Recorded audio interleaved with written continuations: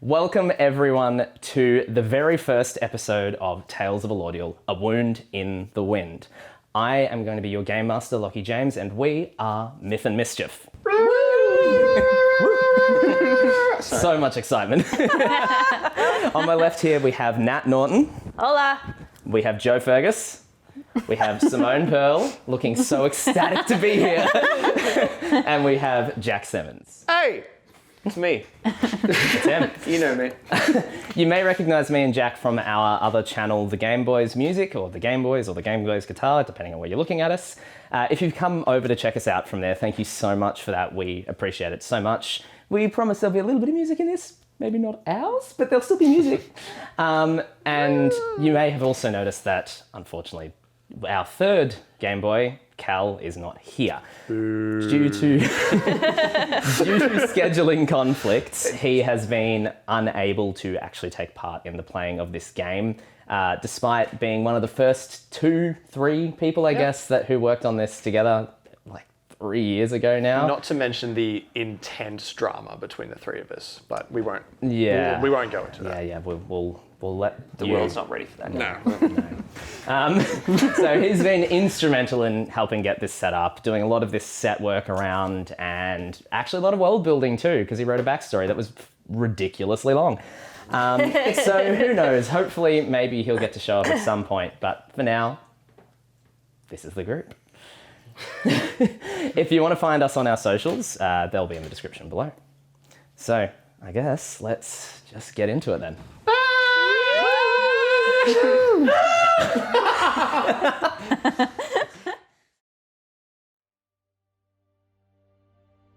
Aeotuul, who is the wind, whispers a joyful cry across the snow-topped back of Dharamaa's wall. It flows down to the sea, across the waves that are Navetta under the first light of Suravite's golden glow. White sails dot the crystalline blue of that sea, called the Bight, catching Aeotuul's breath and speeding away to far-off destinations.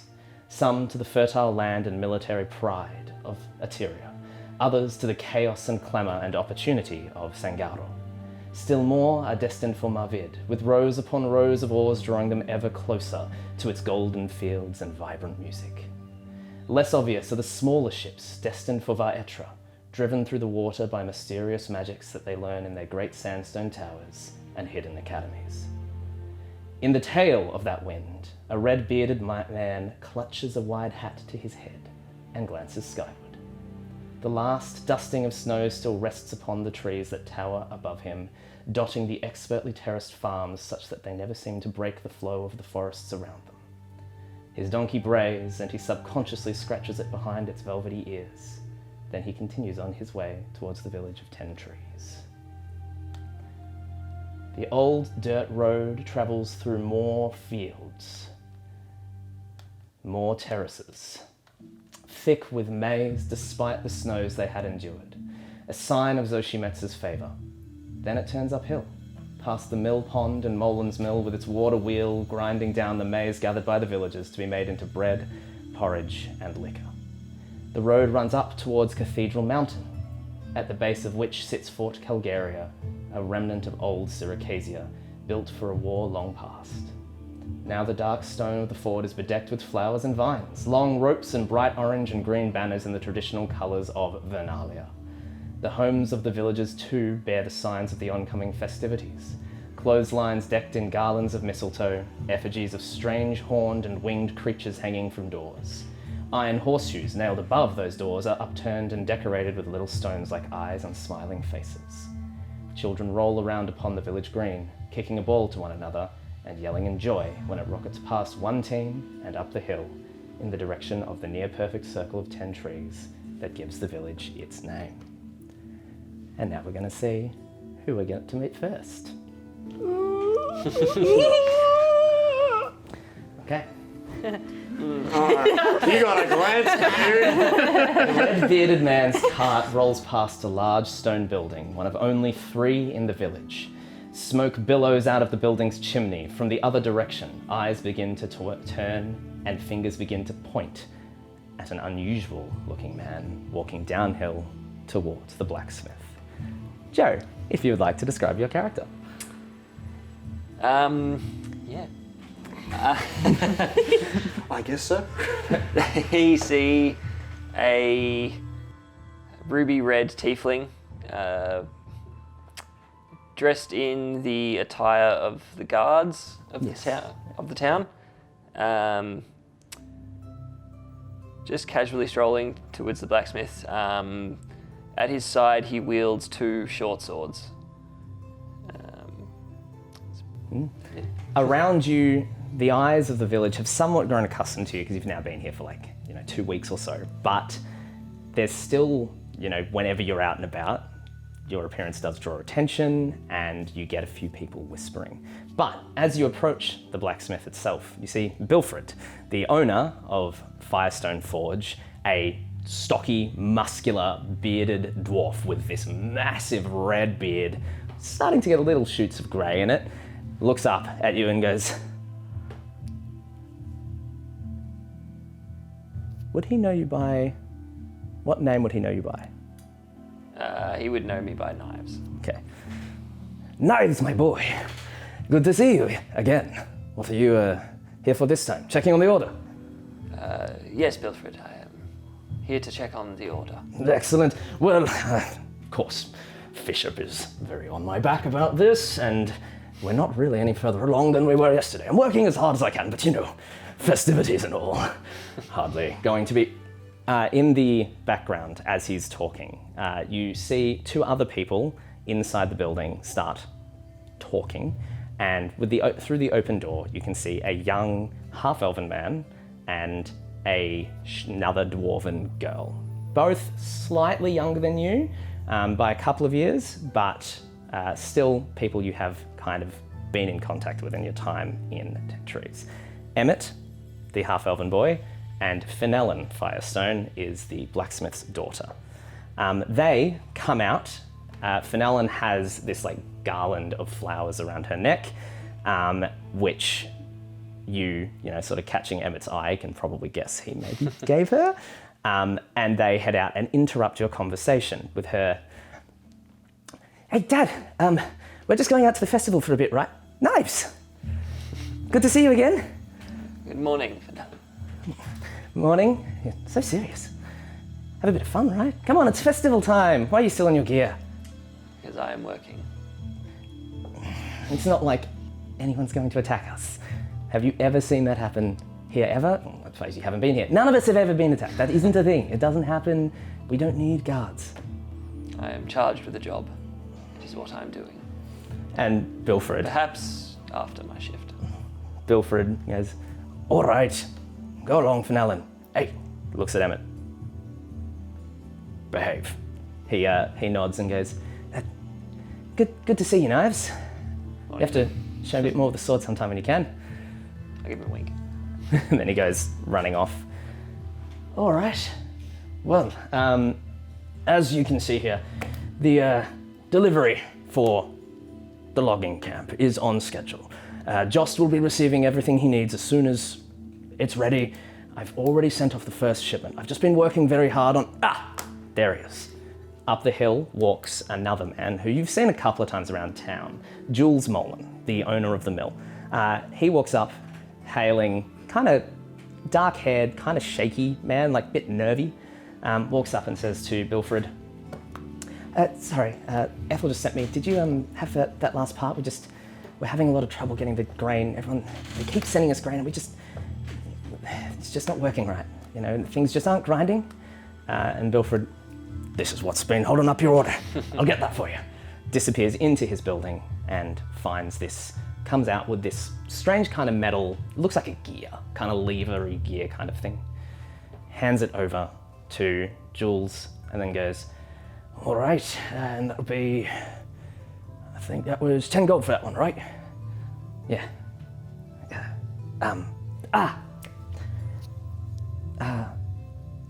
I'll give it to you. It's fine. Go on your way. And Jules goes running off, just kind of hailing you awkwardly. With that job done, Bilfred looks to you and goes, as much as I would like to, I appreciate the work ethic. You really should enjoy yourself. Young people should get into the festival. Yes, I suppose you're right, but I have a job. All right, well, take some time for yourself when you can, eh? Aye. All right, and then he goes back to work. Is there anything you would like to do after that?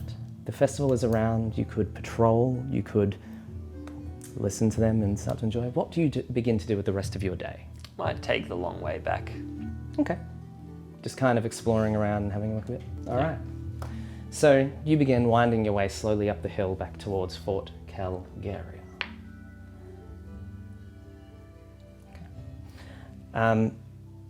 Up that hill from you, within that fort, a woman stands at the window, looking down at the village green, at the children playing, and at the circle of trees that you know so well, finally beginning to flower. Symone, if you would like to describe your character. My character appears to be a tall elf. She wears a lot of natural sort of tones, and she looks to be a young adult. She sort of resembles the colours that are in the landscape of the town. Okay. So, with those colours, it is this kind of end of winter, but you tend to more resemble the orange of the stone and the green of the trees, even at this time of year. As you look down at the children playing and the trees, I'm going to get you to do the first roll of the campaign. You make a perception check for me. No Okay. pressure, mate. Okay. No pressure.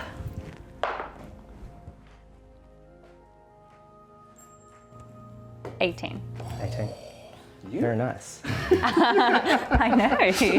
This is a new campaign for me. Okay, I'm going to be rolling. This is what you've been waiting for. I've been saving all these good rolls. Yeah, just spending all your luck on this. Yeah. So as you look out the window, you look over those trees. The circle of 10 trees in this village of 10 trees are, as you would know, seen as an omen. They are used to predict the future, the current fortunes of the village and all of that. Both you and Lord de Calgaria are the only ones who seem to be capable of interpreting those omens, and you do sometimes have debates about that, of course, and what they mean. But right now, something catches your eye. Only one of the trees is currently flowering, a pink blossomed tree, much like a cherry blossom. Another, though, a dark oaky wooden tree, has begun to entwine some branches with it, as though they are growing together and wrapping around each other. You've never seen anything like it before. Worse than that, where that oaky tree entwines with the cherry blossom does not flower, whilst it does everywhere else. But before you have much of a chance to think about that, your thoughts are interrupted by a familiar argument, as from down the hall, you hear, "Now, Lord de Calgaria, you must listen to reason." "Terence, I'm hardly going to allow any further logging closer to my people's territory. You know what the... But the king's it... Terence, you must listen to me. You must understand." This argument sort of goes back and forth as Lord de Calgaria, Lord Burro de Calgaria, and Hidlatel Terence Fishop turn the corner and enter your room. You're not in your bedroom, just like a room, a city room. That would be weird. Just like, "Hey, get out of bed, we're talking."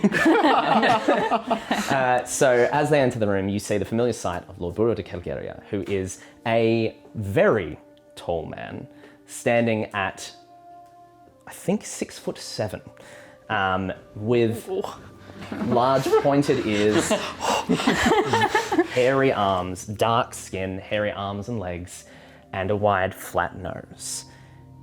Not entirely human.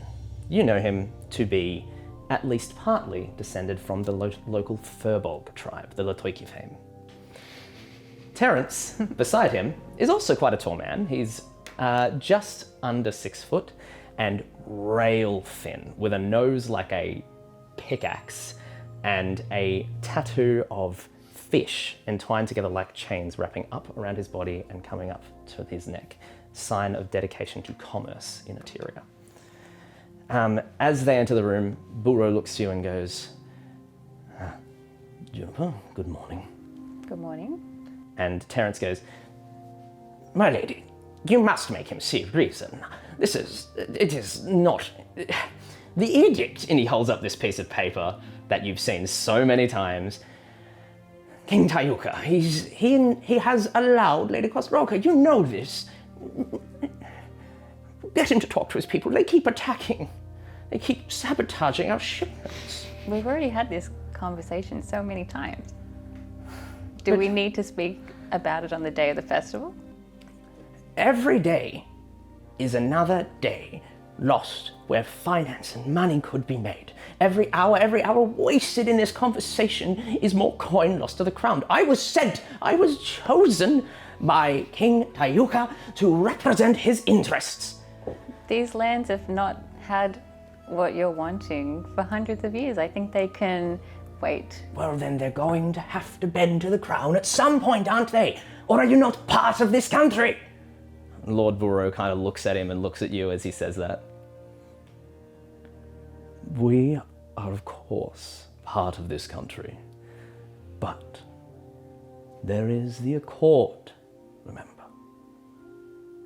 I still believe this is in violation of that Accord.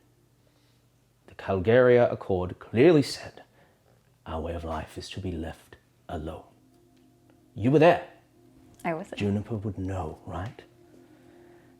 I remember this.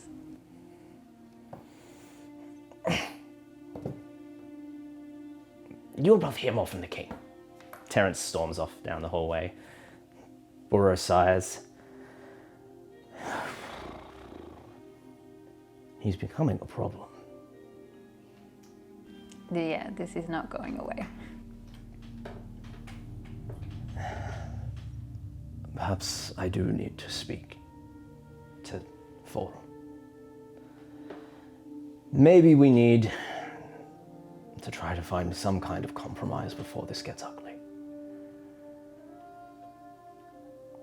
But you were right before. Festival, right? This is the wrong day for that kind of talk. That's right. We are supposed to be celebrating. Yes. Well, any plans for the day? Well, I'm going to see what the festival has to offer. Excellent. You've got a costume ready? Of course I do. You hardly need one. The children are mostly dressed as you. I just, doll myself up a little bit more. See, I've been thinking, given I've got all the hair, I thought maybe I'd just go as a bear. Just like get the big muzzle thing and just pretend to be a bear. That would be perfect.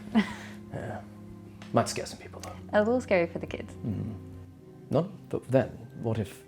Actually, no, we don't want the kids to think that bears are friendly. That, I'll keep yeah, thinking. something else. I'll keep thinking. Well, good morning. And he walks off down the hallway. So, with the rest of your day, would you like to explore the festival, have a look at festivities? What else would you do with your day? Well, now I've got to put on a costume. Yeah. All right, full description. Well, I might go forage for some leaves and some flowers to make up a costume. I'm going to check back with the 10 trees. I can't remember what you called it. I'm sorry. The circle of 10 trees. It is just the the 10 circle of 10 trees. trees. Yeah. I'm going to check back in with that, Okay. just to see if anything does change, because I haven't noticed, the blooming flowers Yeah. before today. So, Okay. But I think I'm just going to spend most of the day in the festival. Excellent. All right. Well then, you two, as you're heading out to explore the festival and you're coming up the long way, would both end up sort of out in the village, kind of traveling in different directions and possibly walk past each other. On the street, I'll say, there is only one main road through this village. You'd probably pass each other. If there's anything you would say to each other. I'd just give her a bit of a bow as I'm walking past. Juniper. I turn my nose up at him. Okay. And I keep walking. All right. Cool. So, as you continue on your way in the direction of the 10 trees, you walk past a wooden construction near the top of the green, a perhaps offensively short distance from the circle of trees, but just far enough away that you only get a bit of a sort of curl to your lip. A stage is being erected on that green. Red curtains stretch across the stage, blocking sight from one side, but with the way that you're walking, you travel past the back of the stage, where you see a young sandy-haired man frantically rehearsing his lines, and everyone else's, while watching him, a barely concealed look of annoyance on his face, is a much more handsome man with another parchment clutched in his hand. If you would like to describe your character, Jack. So, kind of going through these lines, figuring out his part, and just coldly judging some of the people around him. You see a fairly tall, fairly pale, semi-decently built, very handsome man with a bit of a rugged look to him. Long kind of, I can't even remember the exact color. It's like a kind of a faded brown, dull coloration to it. And he's a bit more focused on everyone else around him rather than his own lines. He's kind of listening to the man in front of him go over what he's saying, and he's just like, just silently mulling something over to himself as he watches the bit of, I guess, chaos in some of the crew. Are you feeling all right there? What? Sand, the sandy-haired man, perhaps appropriately named or perhaps offensively named, who knows, looks at you, his eyes go wide and goes, what? Sorry, maybe lose my spot. Scene 12. Yeah. It's fine, I'm getting there. Like, I've got it, I figure it's best if you know everyone's lines, right? So if anyone messes up, you can kind of... Do you have your own? I think so. You think so? Yeah. So the bit with the horses, right? When I go looking around for Paula. Paula. I go looking around for Paula. I just kind of glance around. Is she here? Yeah. So she, as you're glancing around, you see her behind you tuning instruments. She obviously is an actor, but also is one of the primary musicians for the stage, and she seems to have a bit of a talent for enchanting instruments and making them play themselves. Sand, I think you've got this. Just go over your own lines for now. Don't worry about the rest. We're all competent actors here. Right. I'm sure you can. Yes. I'm sure you can handle your own. Just relax. You've got this. Right. Yeah. And I walk off towards Paula with a very clear look of, what have you gotten me into? Well, he's got the beginnings of talent. He's a buffoon. Well, I don't think he even knows which lines are his. Sand, which character are you playing? He frantically looks as I frantically look. Do I need to make any more point than that? Come on. Oh, he'll get there. Just trust me, you know. Hey, giving you a chance, haven't I? Yes. And yes, Sand is young and he's an idiot and he's green. Sorry, Sand. And Dominic. Do not get me started on Dominic. He's maybe a little past his prime. Yeah, look, that's all very true. But he's. I just think we could be looking into better circles. This play could be so much more. The writing is there. The script is there. Yes, Edwina is a genius, but how do you think we're going to pay them? Did you see the coin purse we were given for this performance? Yes. It's barely going to get us to Arkansas. Finally, I can't tolerate another day in this dull, dreary town. You and your obsession with society and company and all that. There's just nothing to do here. Even this festival is so drab. Why don't you make a costume? You love that, don't you? Look at all the kids. They're pretty good at this. It's no different from any other day. I do like my outfits. Well, entertain yourself then. I've got to tune instruments. Fine. And he walks into the costume section and just starts going through the set pieces and just like, I'll remind you of this later. This was your idea. He starts going through everything. All right. So, as you're doing that, as you're swiping through, you hear the sound of wheels rolling up the hill. Actually, all three of you have sort of ended up in the right place to be hearing this. Wheels of a wagon rolling up the hill and the dinging of a bell.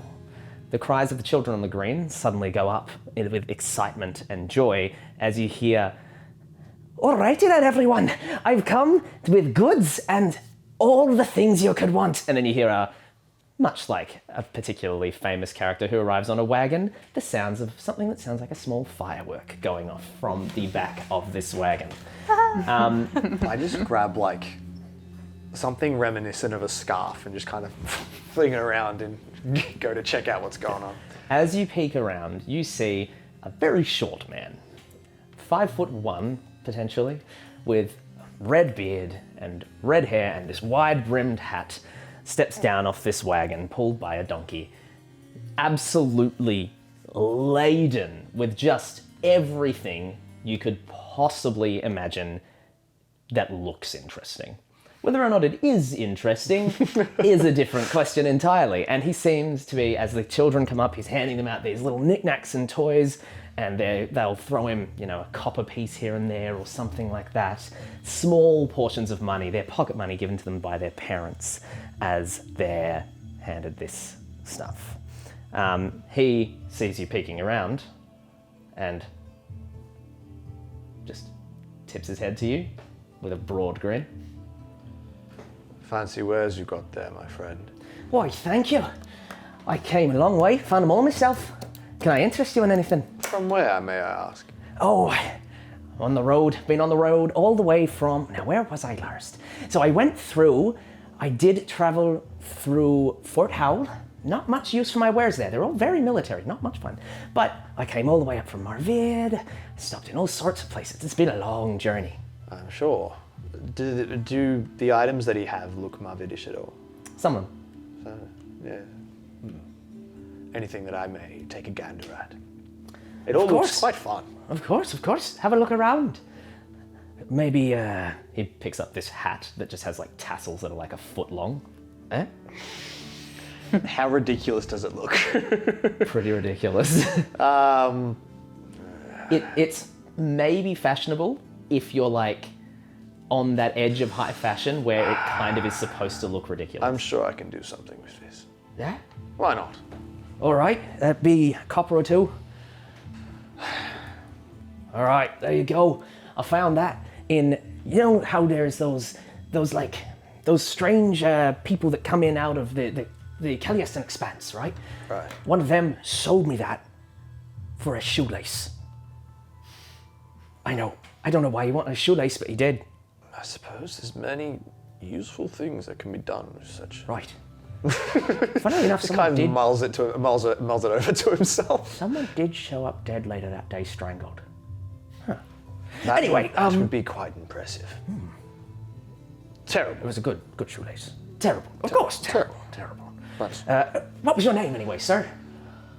can I roll insight on this dude? Just like, is he putting on some kind of show? Does all this stuff look legit? Like, Yeah, go for it. I'm not good at this. I don't know what my pluses are, but it was a natural 2. A natural 2? And I got a. I didn't roll that high, so. It's a 0. Oh. He is... I like the cut of your jib. Felix Blyton. Hugh, good fellow. Pleasure, good sir. Pleasure to meet you. All right, well, feel free to browse my wares. There's a lot of little kiddies trying to... Oi, you there! He goes running off as a kid tries to grab something off the wagon. He's like, you're gonna have to bite that. Knives, you can also see this man behind you. When he's... No, I won't do that.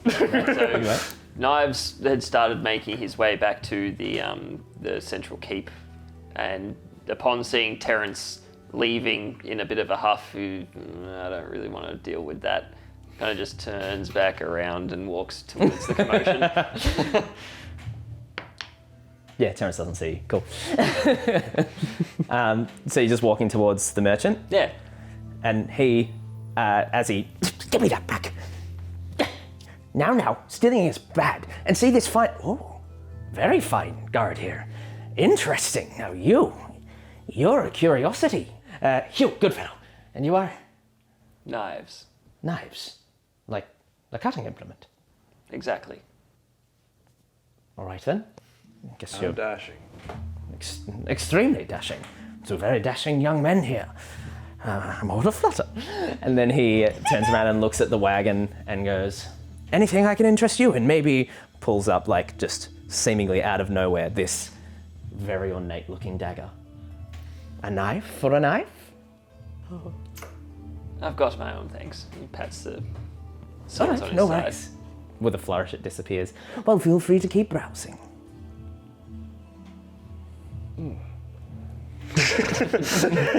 Felix just kind of stares, and it's like, very well armed for a place like this. In my line of work, you have to be. Curious. He turns and walks off. Meanwhile, at the circle of trees, you look up at these trees. Now, it is normal for only one to be flowering at this time of year. It is only the beginnings of spring, and a more standard omen would be for this cherry blossom to be flowering. But that entwining is very unusual. If you're wanting to try to interpret those omens, I will get you to make a religion check, and you can use either wisdom or intelligence, your choice. Okay.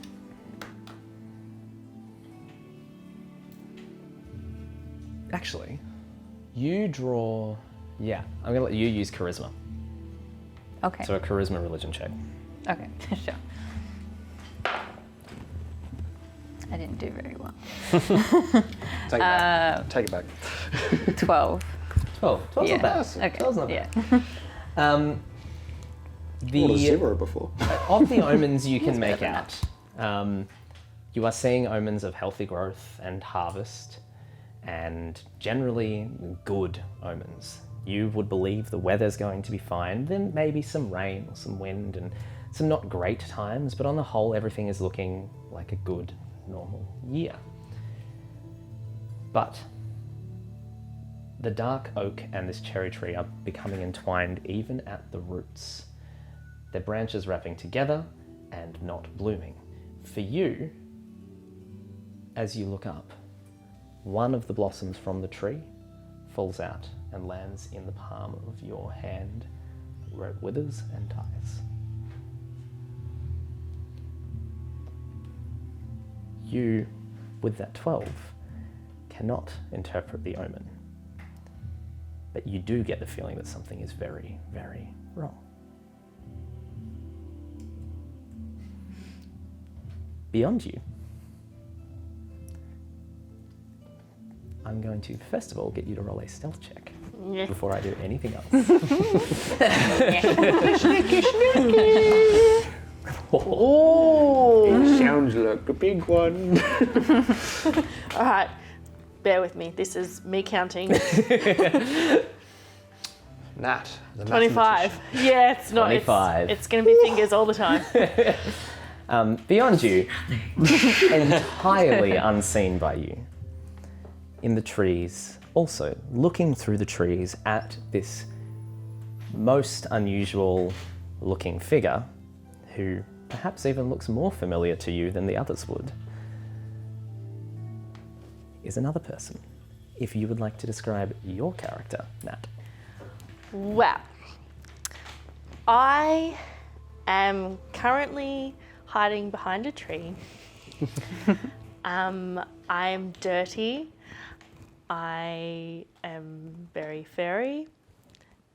I have golden hair all over my body, but it's sort of patchy and a little bit darker brown. I have pigtails that go down to my ankles that have sticks, flowers, trinkets, all sorts of stuff stuck in them. My horns curve. I have backwards knees. It's not kicked in. It's unrelated to what you're playing. I'm wearing skirts, which are it's a skirt but also shorts, in a dark colour. That classic fantasy item of clothing. Yes, also quite dark. I'm wearing was once a beautiful ruffled purple billowing top, clinched in with a corset made from a snug. But I'm all very dirty at the moment and very confused about what I'm looking at. So, as you're looking at this, the festivities, as they begin to pick up, you see more and more people beginning to move about the town in looking like, you're seeing more and more people who look like you, basically. All these little tiny short ones in particular, looking more like you and like little, little wings and like fairy-like things that you're seeing. But, it's also hasn't gone so well before for you to get any closer. A ball bounces and rolls up towards the tree line near you. Where did it come from? Can I see where it came from? Sure, make a perception check. You can easily see that the children kicked it up towards you. Now, what are you doing? Save some for the rest of us. I got a 0 before. Well, I got the opposite. Perfectly balanced. The ball came from the children playing on the green, kicking it. But it appears, you can see it, one kid, all right, trudging up the hill trying to find it. It appears that they don't know where this ball is. They lost sight of it. What does the ball, how big is the ball? Is it like, is it shiny? No, it would probably It's be just made of, it'd probably be an animal bladder. A proper ball. Yeah. I'll pick it up and maybe throw it back and sort of tentatively step around the tree and sort of. So you actually step out into the open? Yes. The kid just screams at the top of his lungs and bolts back towards the rest of them. I'll scurry behind the tree again. Make another stealth check for me. Can I make a perception check? Sure. Good luck. I'm looking towards the Yeah. screaming. I was going to say, is it loud enough that we would hear the scream? 27. Yeah, I know. No.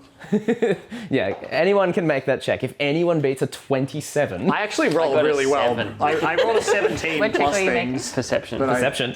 Yeah. 17 minus things. Well, Oh, no. I don't know. I did not because beat it. I'm good at everything, remember? Yeah, that's right. It's plus 0. So it's a 17 total. Yeah. Yeah, no. The kid's running away. That's weird. Yeah. All I'm doing is literally just crouching behind I a tree. will say, No one can see me. Even though Kids are so frustrated. even though you definitely can't see her, Yeah. you can absolutely see a kid just screamed. Yeah. And this is maybe like 10, 20 feet from you. Yeah. My hands are on my swords. I'm going to Yeah. go over to where the kid's scream. I still have a I'm 7 not going to wisdom. expect anything too bad because it's just a kid. Yeah. Yeah. Okay. I'm going to hear it, look at it, and be like, kids, pain. Walk away. Yeah. 7 wisdom. All right, cool. So you're going over to have a look, and you're just hand on swords, kind of like Yeah. keeping an eye out. To the kid, tears going down his face. I'm just going to check the name here. That one. You don't have it all memorized? I actually had this memorized. I just forgot it. Well, then did you? No, was it like... Good question. Okay, so you approach this kid who you know as Elise. So he, crying, just weeping, isn't going to say anything until you approach. Did you hurt yourself? Are you okay? There's a scary lady in the trees. What do you mean, a scary lady? Like, Oh, was she one of the actors? I know that they're rehearsing for the play. no, I don't know. Okay. Did you want to go and show me? We'll go together. Okay. No. It's all right. I'll hold your hand. Make a persuasion check for me. I'm not doing good. Show me! 11. 11? Oh, yeah, that's fine. The kid very I'm really good at tentatively persuading. takes your hand, just like keeping super close to you.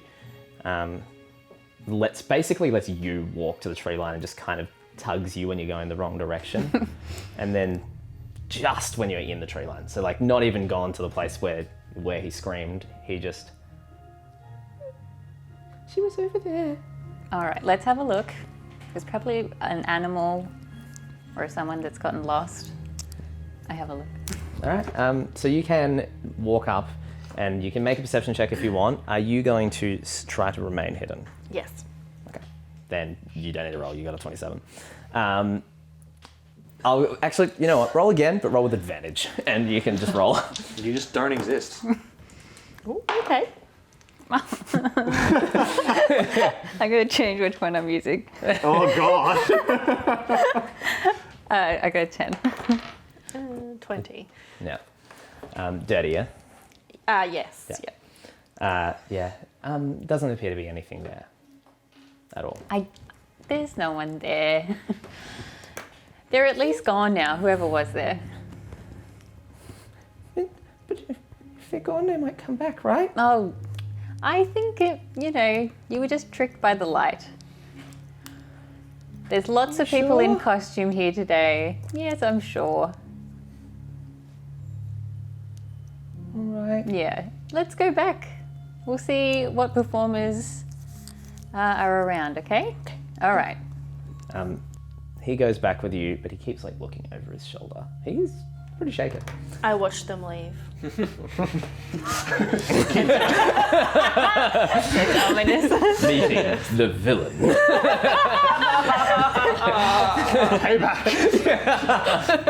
In joke that you guys don't get. May have killed some peeps. Yeah. Player on player. Don't always recommend it. So. It depends. Is it player on player or is it player on player?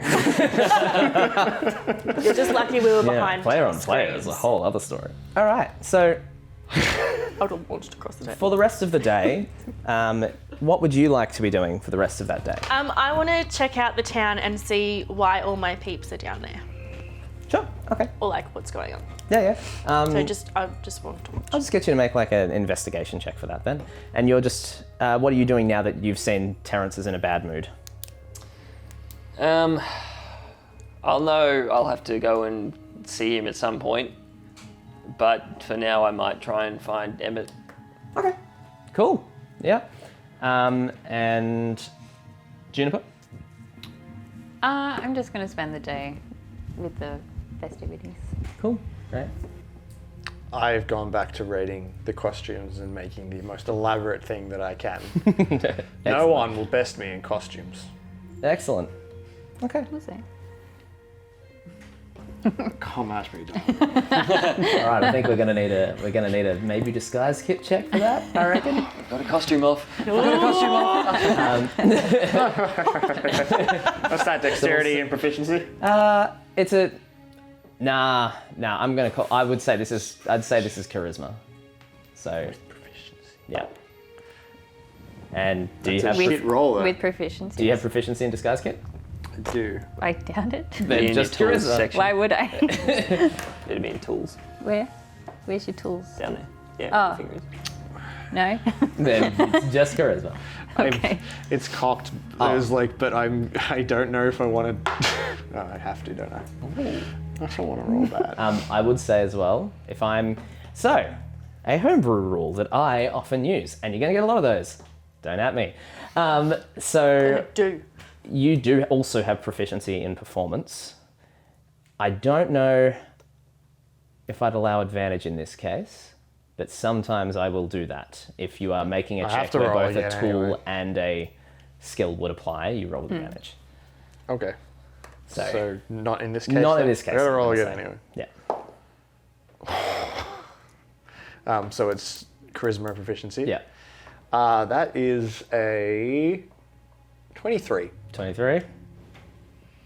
Back to her normal self. Symone is Elmer Wheaton. I actually rolled well. Okay. Yeah. It's just not a 23. No, it's a 19. Okay. Yeah, Okay. yeah. That's pretty good. That's pretty good. His is definitely the best in the chat. Makes sense though. Yeah. Okay. God, if you didn't hate him already. So as you two are making costumes and enjoying the festivities, I'm going to go through you guys a little bit first. The sun, Suravite, continues to climb up into the sky, the day getting longer. Sometimes the mountains here make the lengths of the day actually fluctuate quite heavily with the season. Is the spring equinox the shortest day of the year? No, don't think it is. It is the spring equinox. I can't remember if that's no, it's when it's perfectly equal. I thought it was the winter solstice. The winter solstice is the shortest, and the spring Yeah. equinox is perfectly equal. Yeah. In this Remember that much? Yeah, in this world. You're the boss, dude. So Suravite rises up, casting his glow upon the world as the day slowly turns on. You, as you go down, what did you get for your investigation check? 14. 14. You're seeing, as you kind of just peeking out through the trees, lots of these little people that look, some have horns, some have wings.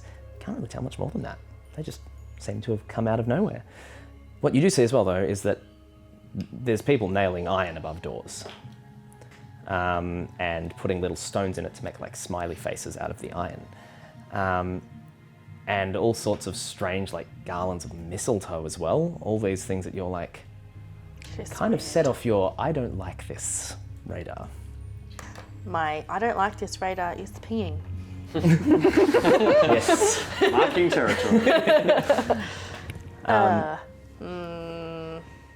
But I will say you're probably putting together that they all seem to be coming out at the same time, so they're maybe for something. You're looking for Emmett and Fenelon. No need to check for that. It's a small village. You're able to quite quickly find them. On the green, there are stalls beginning to be set up. Some of the villagers have begun to erect stalls. There's one of the, the classic hit the strength hammer thing. And you actually do have to ask around briefly before someone points you down the hill and towards the coast. A place, I'll say, do you reckon you would have ever taken time off to go to the beach, basically, in the little bit of time you've been here? Yeah. Cool. Yeah, I would have. So the place that the young people go here is this cliffside part of the peninsula where you can leap off the rocks to the water below. Nothing like the real world at all. So you can do that, and basically you are told that they are headed in that direction. So they've probably gone down to those cliffs. So would you want to follow them? Yeah, I'll start making my way down there, and probably when I'm about halfway and the sea breeze starts coming up with the wind, I'll stop and keep making my way. Yeah. So this side of the peninsula is quite sea ravaged, so that sea breeze is strong. The little cove that they go to, Tentry's Cove, very imaginatively named, is sheltered from the open water, but if you get a little too far out, it can be a bit dangerous because it is just the open bight on this side. The other side is the Circassian Gulf, a bay, but soon after, you find them there as Fenelon, just wearing basically undergarments now, as is he, leaps off the top of a cliff down into the water, and Emmett looks up and waves at you enthusiastically. Emmett? Knives? Is that your real name? I know I keep asking. It's my real name to you.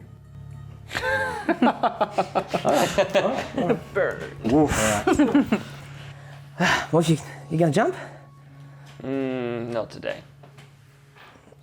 I'm happy to be here with the ocean breeze, though. You're just gonna watch. Aye. It's a little weird. I am still on duty. All right, well, I guess watch this then. You guys are running up to the edge and leaps off.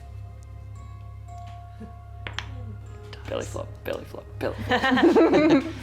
Yeah, look, it's not bad, it's a 10. Tries for a somersault, just kind of gives up halfway through and dives instead. And comes up, laughing, the two of them, and you kind of look down and what's Knives thinking in this moment? Why has he actually gone down here? He sort of watches them in the water for a little bit, but sort of eventually his eyes just lift up and is just gazing the horizon of the water. Yeah. There are a few other young people around, day off, leaping off the rocks as well. A few people try to drag you off, but not literally drag you off, that's very dangerous. You're a brick wall. Try to get you to go, but I'm assuming you just keep sort of shaking your head and yeah. All right. As they later come up out of the water, Fenelon and Emmett come up, and Emmett goes, "Oh, the play this evening. I'm taking Fenelon, but did you want to come too?" I wouldn't want to be your third wheel. Oh, no. No. They both kind of get very uncomfortable all of a sudden. No, you wouldn't be. Friends, all that. Sure, I'll be there. Great, awesome. All right, cool. Then starts jumping off again. Could never be a PC. Never. All right. No. In the meantime, costume competition. So Red carpet you event. would have spent, I think maybe we'll say, you guys spend a bit of your time kind of enjoying the festivities and getting the costume ready. You see Juniper at one point coming out with the costume, which I'll give you guys a bit longer to think about maybe, unless you're ready to describe something if you want. I didn't think you were going to ask us. I absolutely thought you were going to ask. And this is why you got a 19. I missed a lot of information because I've been going. Yeah. So what we'll do is time rolls on, festivities swell, people in costume begin to emerge from everywhere. To your eyes, the entire village has become creatures of the other. I will go down. Okay. I will. Okay. As the crowds come out, you have one person walks out of a hut and goes, "Whoa! What a costume! How did you make this?" What?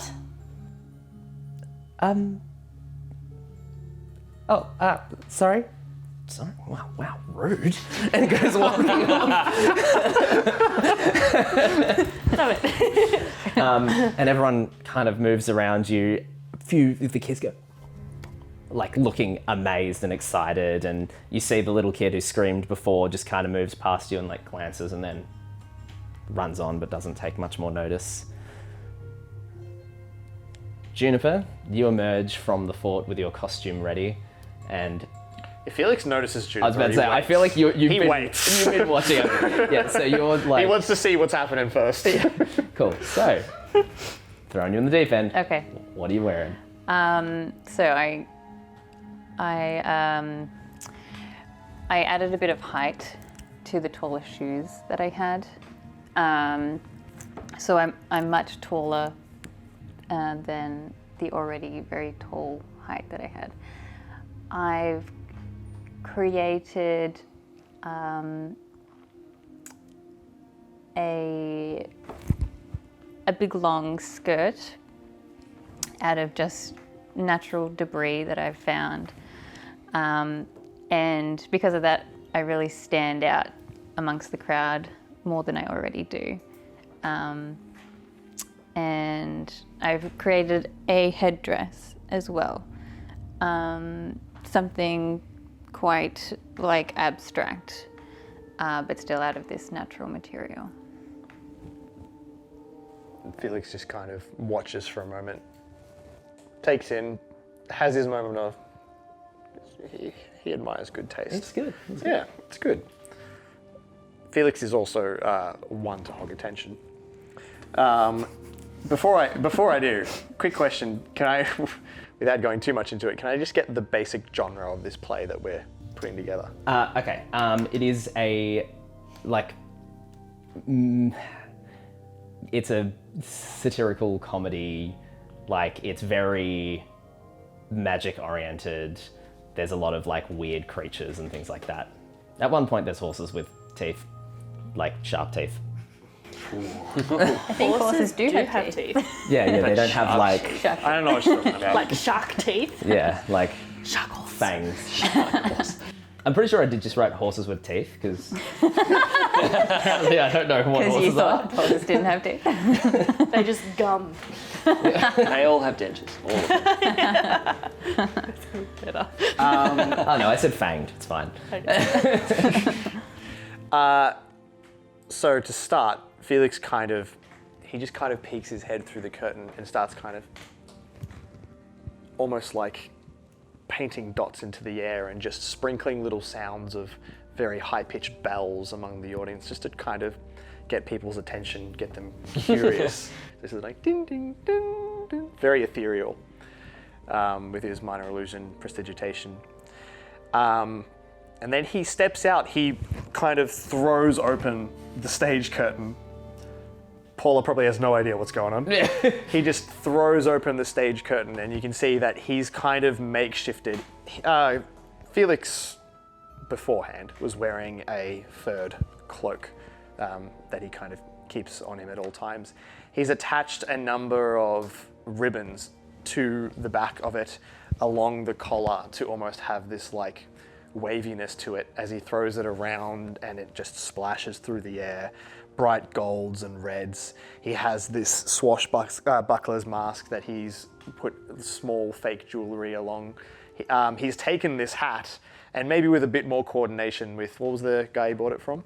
The hat, Hugh. Yeah, he trusts him with every inch of his being. I'm going to say he's probably spent a few more copper just kind of going through, looking for some, probably more of the Marvidish items that he had. He's taken apart this hat, he's cut into it, he's reshaped it. A lot of the pieces that were hanging, he's intertwined with golden lace. He's wearing this silken shirt, and it's just this dazzling amount of color. He's got this bright feather coming from his cap. And he goes, "Ladies and gentlemen," booming his voice out so that everyone can hear him. "Come one, come all, to the newest, finest production from the fine Praveret," I hope I got that right, presents a tale of whimsy, comedy, adventure. One to titilize the senses, to grasp your attention, something not to be missed. And he starts kind of flourishing his cape and using his minor illusion. He creates almost this like confetti effect in the audience using the similar pattern to his cape. And is like, "This is not an event to be missed. Come one, come soon. For this is the opportunity of a lifetime to see the finest work of dramatic flourish. My words are getting lost. Helmed by, of course, your one and only. As you're saying that, Sand in costume, just like hastily thrown up, comes and runs up on stage and goes, "And me," and bows. Not his name, and me. Okay. Felix kind of gives a small look of disdain, raises his hand, and creates another blast of confetti around him.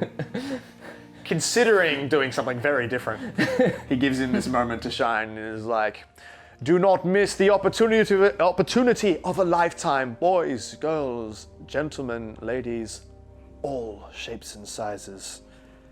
Join us." And he kind of sweeps his way back into the curtain. Applause starts ringing out. Then people are kind of sitting in their seat. He also drags Sand by the collar to make sure that he leaves. Yeah, Sand literally has to be dragged. Yeah. And as you walk backstage, Paul is just looking at you and she's like, "You do know the play doesn't start for like another 2 hours, right?" Well, good to get their hopes up. Marketing. Exactly. You know, I could teach you a few things. If you just let me. I'm sure you could.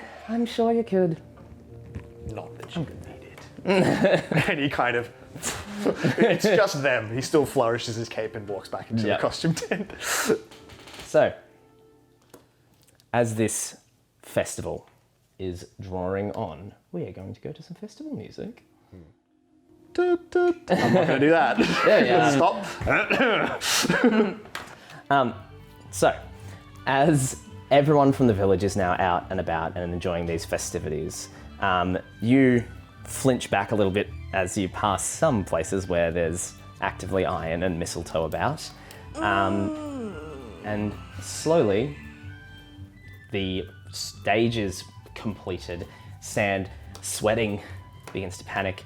There's all sorts of festival games and things. Are people you wanting to engage in any of that, or just sort of heading on to the play?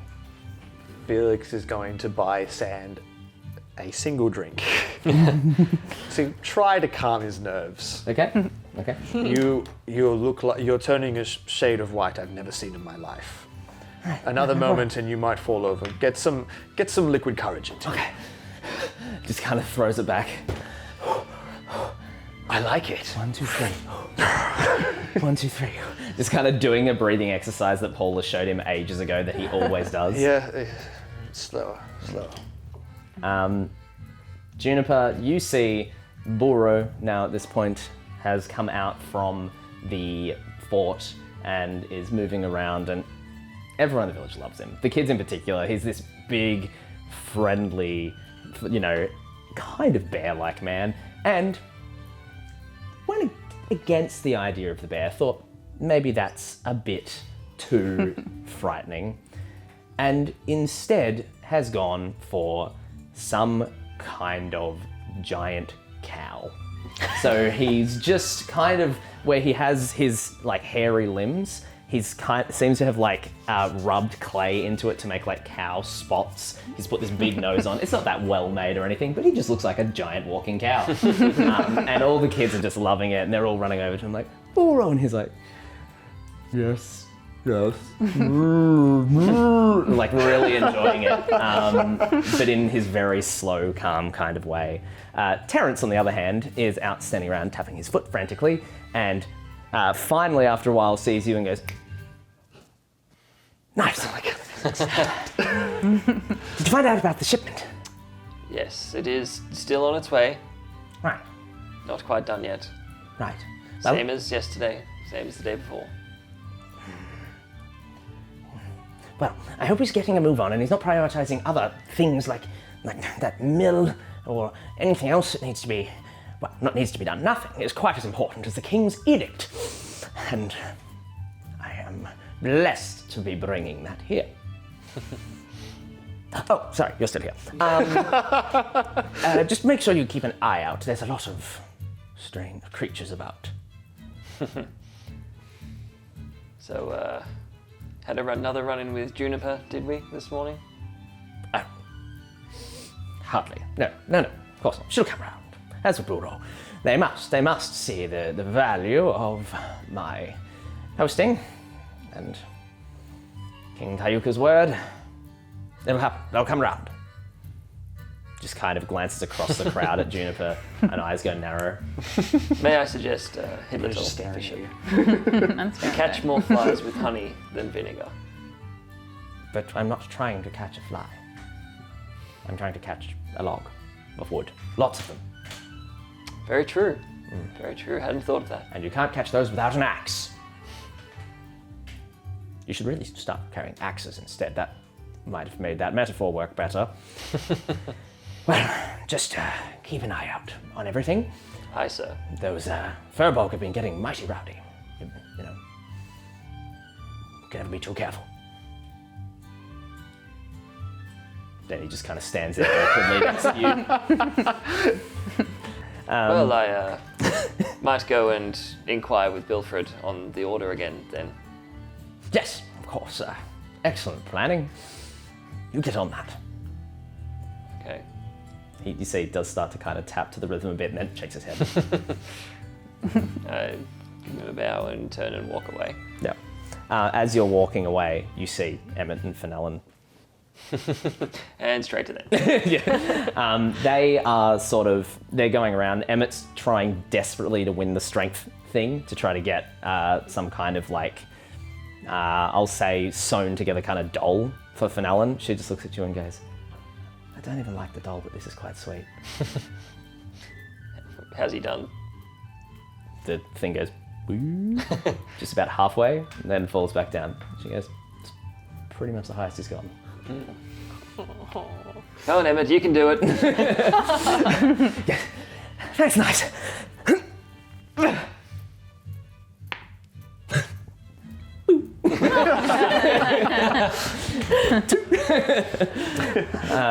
Barely hit the thing. Yeah.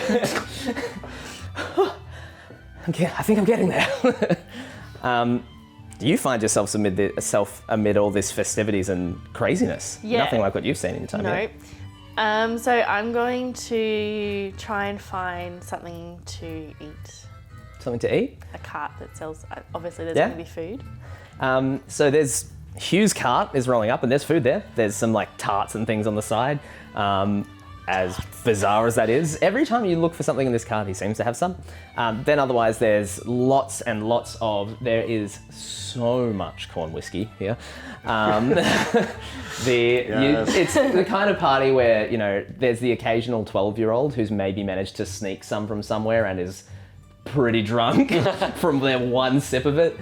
And then there's also, the adults are bursting with laughter as they've had a fair bit. Otherwise, there's sweet breads and things like that. There's a lot of corn, because that's pretty much what's farmed here. But there's sweet breads, fruits, all sorts of things. Tarts. Tarts? Yes. All right, so you approach the cart and Hugh, looking around, are you trying to sneak up or are you just walking? Yeah, I'll be sneaking up to get a tart. Go for it. You're trying to steal a tart? Oh, yeah. Ooh. 10. 10. So as you approach, you go to grab a tart, and because of how precariously packed this wagon is, as you pull it out, you just hear this as all these things fall down, his head just goes, oh. Hello there, miss. Can I interest you in that tart there? Yes. Right. It's a great costume you got. Yes. Well, got coin? Or... I accept trade as well. Anything you want, really. It's a tart. Just something. What will you trade me for? Oh, your life? No, kidding. I don't know. Got something in your hair? I see some little twigs. I will trade you a twig. Well, maybe more than a twig, but I don't know. A twig. For a tart. Right. Just, I guess, an intimidation check. Just wide-eyed. I don't know. Big old... Oh my god. You will take this twig. Right. I'm sure it's a wonderful twig then, hey? It is a good twig. I'll enjoy it. I'm taking another tart. Of course you are. Why not? It's Vernalia. Enjoy the festival. I'll enjoy my twig. It is a special twig.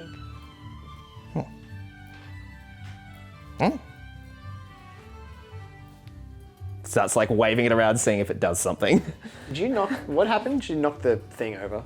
Just like made a whole bunch of things cascade down. She grabbed the bottom one instead of the top one. Yeah, I did. Never mind. Because I was like, I rolled a nat one. No idea. I have two Maybe touch. Jack is the win. I don't know what's happened. Character dice, they can't fail me. My character dice are doing very well for me. Thank you. I back into an alcove and eat my tarts. And they're heavenly, Oh. I think. Yeah. Oh, yeah. They're pretty good. For you at least. Going to poison me, I don't know.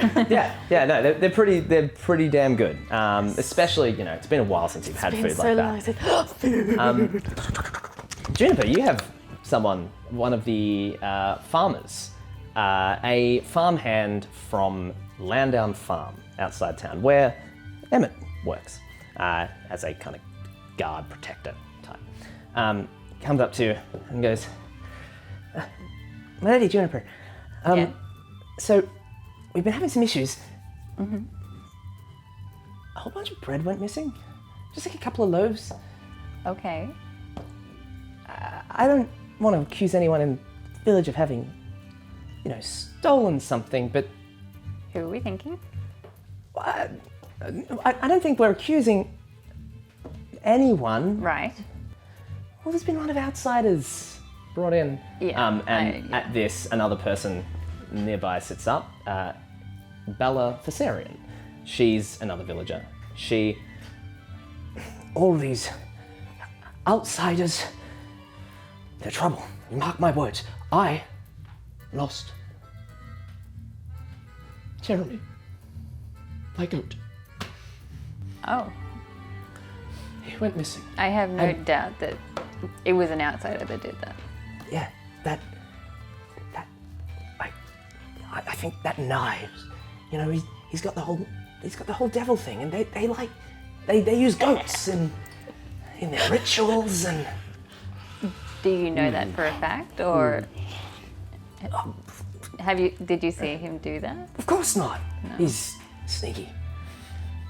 Yeah. Well, I don't trust these outsiders either, but I think we should probably look into it a bit more.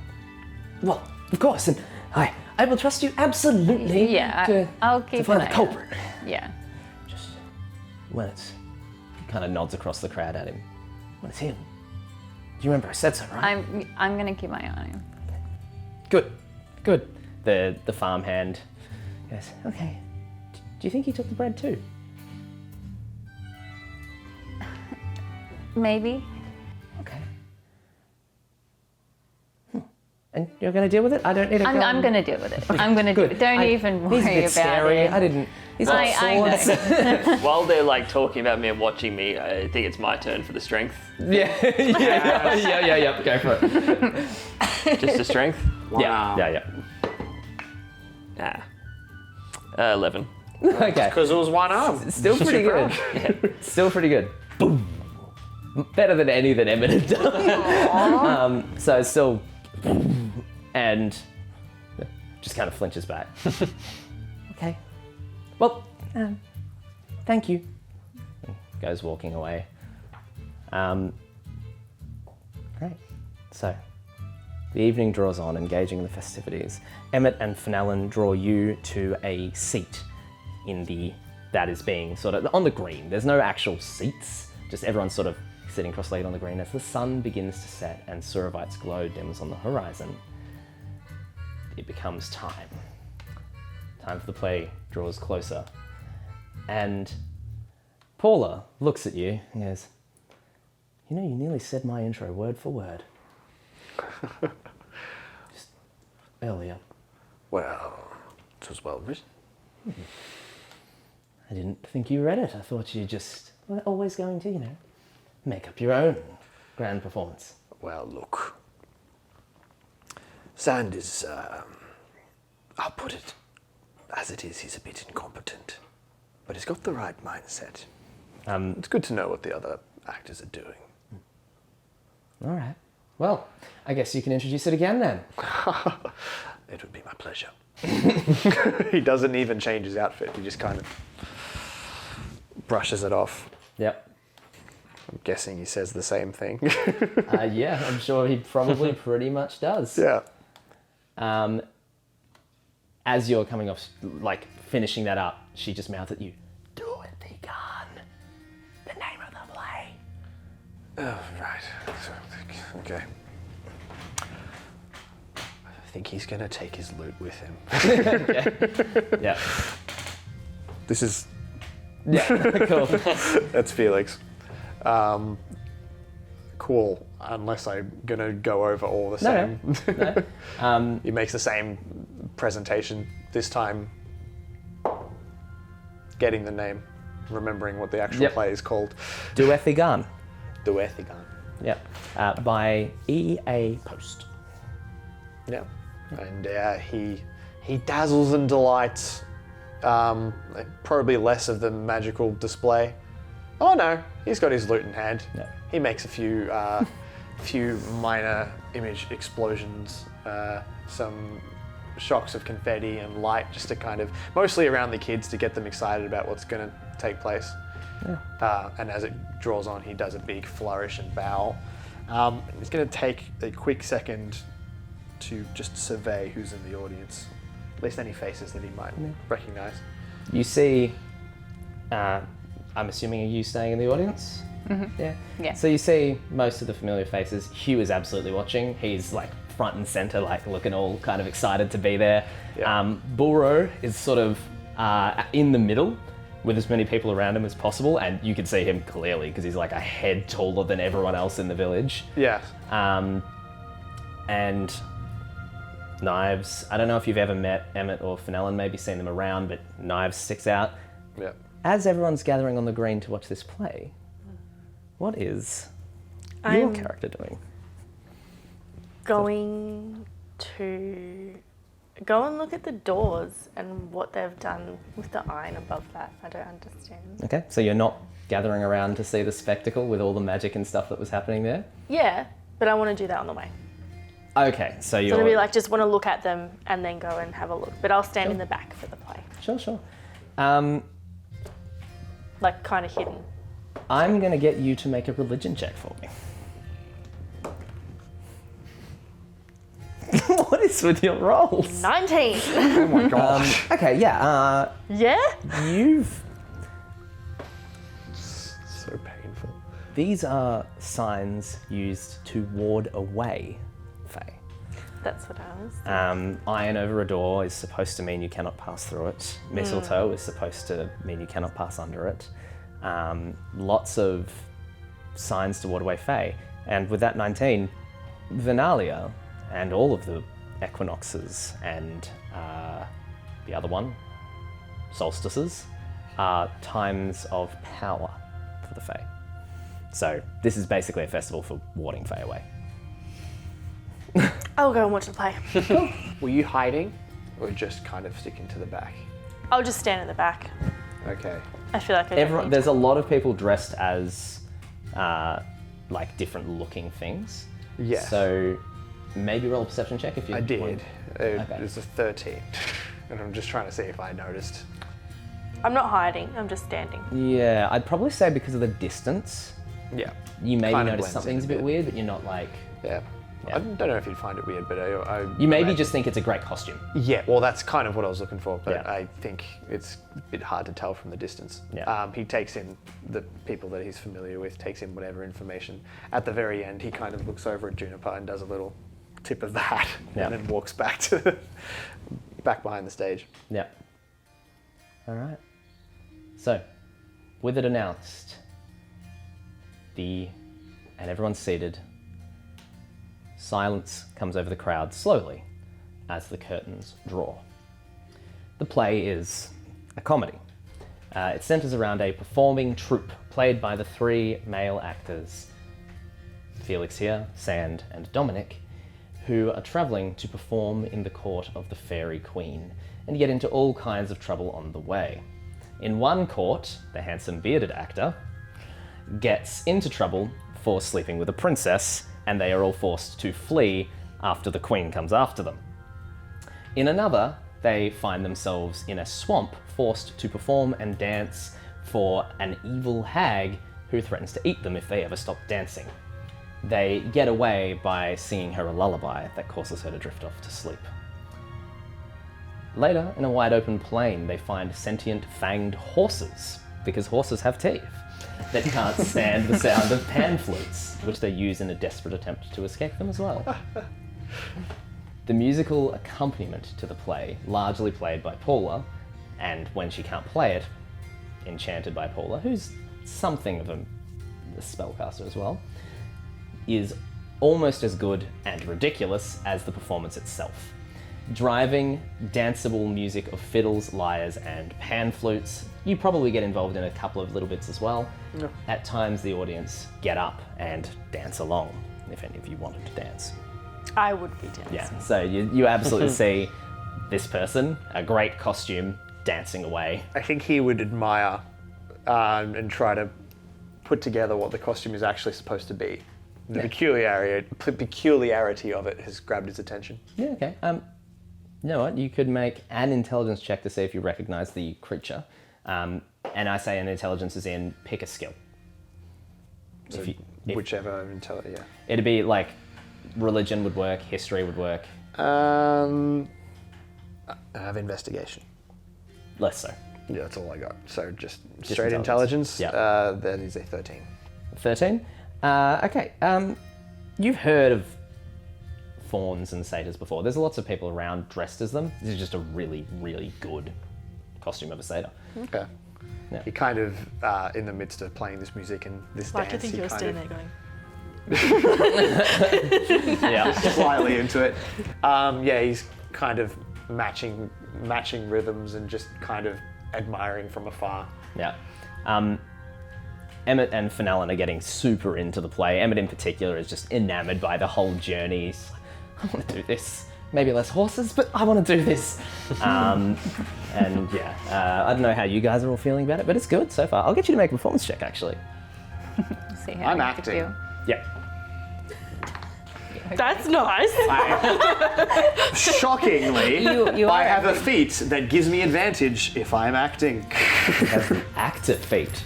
So there's a reason. Okay. Total, that is a 24. 24. Natural Performance is 17. fucking good. Very, very good performance. In particular, the bearded man, who, Noisy. you know, I don't know that you like particularly if you've even noticed him much before, but he's damn good at what he does. I respect it. Um, I'm not dancing though. They jingle like bells. They I want them. having some dice envy over here. Spent a lot of money on my character dice.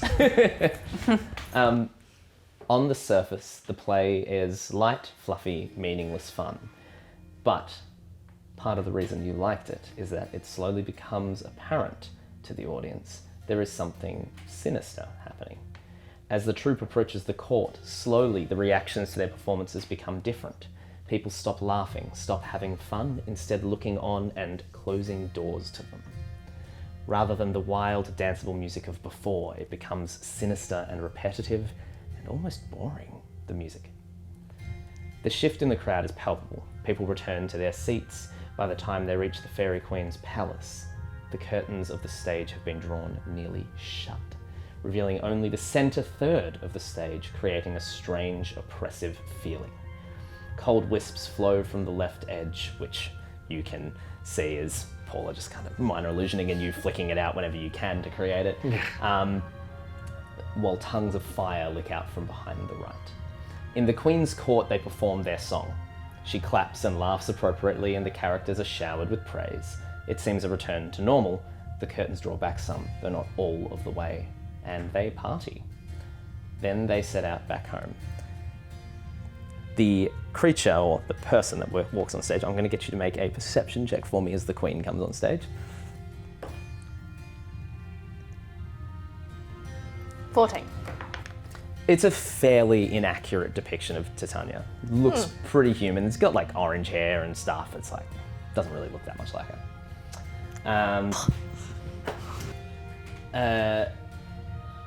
But the journey is different on the return. The princess whom the bearded performer slept with is married and no longer dances at balls or sings. The hag who made them dance simply just tries to kill them and eat them, and they barely all escape with their lives. The fanged horses are no longer fanged and seem to just neigh and walk about as a normal horse would.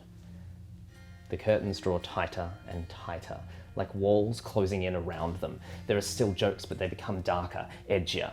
This all culminates in one of the three actors standing atop a scaffolding, declaiming that with the right song, he can fly. Dominic stands atop the scaffold, declares that with the right song, he can fly, and leaps off. And the lights drop. The sound effect that you make is a reasonably amusing thunk, but only one crass old man and anyone else who'd laugh at that, after you guys, laughs. The remaining two characters walk on. In center stage, a little gravestone reads, "Here lies Braith, who thought he was a songbird." He wasn't.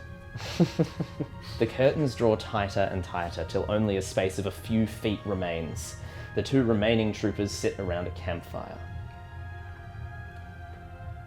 And I'm sorry, but you don't have the script here, so I'm not going to talk for you.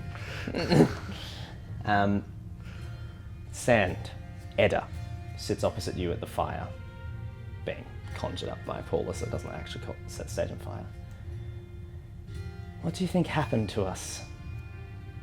When did we stop being funny? I think the more you see of the world, the more you realize that its hilariosities are quite deep. And as the years continue, as the years pass, you grow a bit more sentimental, a bit more impervious to its charms. Fun and games are only as good as they can last, but one day you have to wake up to life. We cannot be boys forever. He nods solemnly. The two of you sit together in silence for a bit, the fire burning lower, and then the curtains draw shut for a brief intermission. As you sort of go backstage, readying yourself for the next part, just, touching up your costume and something, you feel a tap on your shoulder. You don't turn around. Doesn't seem weird to you that you don't, but you don't. Then you hear Dominic's voice. Felix, my boy, just a quick update to the script here.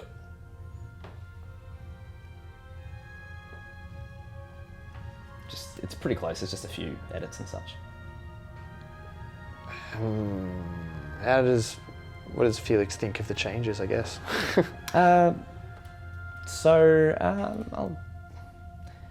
They seem pretty good. Just a couple of little quick edits based on a couple of improvisations that you did. Yeah. They all seem to make sense. Your next scene's a song, so it's just a couple of little lyrical changes, basically, Right. to make it flow a bit better with the story because you improvised a little, and I was like, Paula just quickly updated it. This works. Okay. Right, give me a moment. As you're reading it over, now you do get to turn around and you can see Dominic standing there. How's the fall? You look down, his wrist is actually bent a bit. I think I broke my wrist. That's a slight concern. It's fine, I've had worse injuries. Did I ever tell you about the time that I was doing this? It's lines to learn. Limited time, you know. Of course, I understand what it's like when you're a new actor and you need to read them before you walk Oh, on of stage. course. Yes. And I am all for your tutelage, but I must take my time, you know. I understand. Just ask me if you need anything at all. Yes, no worries. Good to see you. I clap his arm, not a bad hand. Good luck, sir. And he walk off. So, There's this brief intermission. Some snacks are brought around. And then the scene starts with you singing before the curtains draw open. I'm not going to make you sing. I was going to say, I'll get you to make a performance check for this. yeah. And do you have... I think we agreed that voice is an instrument, didn't we? Yeah. So in this case, this is absolutely advantage. Cool. Because you have proficiency in both voice just leave and these out there. performance. Advantage with proficiency. Yep. Ooh. Luckily, very good. That's an 11. Then 11? It's 2 bad rolls, but That's okay. So, a beautiful masculine voice begins to ring out in a language that only one of you speaks. To the rest of you, you get this feeling of loss and kind of, it's bittersweet. It's not so much about anything other than loss. You hear words about a lost home and a very bitter, bitter man blaming everyone but themselves. This narrator has lost something and accepts no responsibility for it. The curtains draw to you singing, sitting alone. The words hang in the air, melodious, beautiful and sad. The backing music swells with it, the dance music turning into a harmony of beautiful strings. And as the song reaches its peak, a note of discord enters. You think what you're doing is entirely normal. But as you begin to sing these new changes to the script, rather than the beautiful flowing sylvan, guttural, harsh sounds that you don't understand begin to enter. But you do. I thought you got rid of it. Yes. If, as you're hearing this singing, these like guttural crunching noises start to come through, it seems strange to... I'll get you to make an insight check. All of you, except you. Whoa. I might roll another 0. Yes.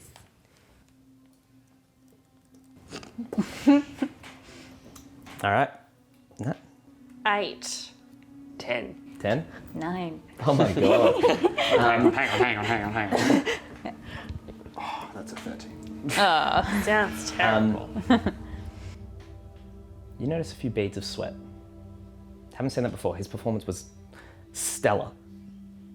Now there's a bit of a shake and beads of sweat. You start to become aware, this isn't the song. This isn't even the changes I read. What am I singing? These guttural noises come forth. Back into the singing. You're looking up. It's getting weird even to you. Buro's kind of narrowing his eyes, looking up. As you reach a fever pitch, growing more and more and more frantic in your sounds, the guttural sounds start to choke off your notes and turn them into these deep, rumbling growls. The backing music diminishes down to a single pure note and then splits, vibrating through the air in a horrible dissonance. All of you instinctively grab your ears as you feel this dissonance rip through you, in your stomach, in your bones, vibrating every single part of you. Do I see Dominic anywhere? No, he's not on stage. I would have been walking forward. You can't. You're like shuddering, shaking under this. I'll get you to make a Constitution saving throw if you want. I was going to say before that, when he stopped speaking, Sylvan, I would have started walking forward. Oh, okay. Yeah. So you can start moving forward as... Yeah. 13. So you're up closer to the stage. Like halfway. Yeah. Near the big cow. And then, you've collapsed down near the stage as a wave of nausea washes over all of you and hot blood begins to run down your hands from out of your ears. down the sides of your face, and then even through the palms clasped against your ears, you hear a rending tear, like thousands of bones and shattering glass punch into you, and you're all thrown to the ground. Your head spinning, unable to see. As the world swims back to you, and you look around, you see, slumped against the stage, you're still standing there. You're the only one who doesn't get knocked to the ground. Right. Then I'm out of control of this. You collapse down, now the song over. Deeply aware that that's not what you were meant to see. I just drop the loot. And then I look for Dominic. You see in the front row, no, you look around, make a perception check, you're looking for Dominic. 11. 11, you can't see him anywhere. Wait, sorry, 13. 13. -2 wisdom, but not perception. You see him, you're sort of scanning around, you look over your shoulder and you see him backstage, leaning against a wall, like blood running out of his ears.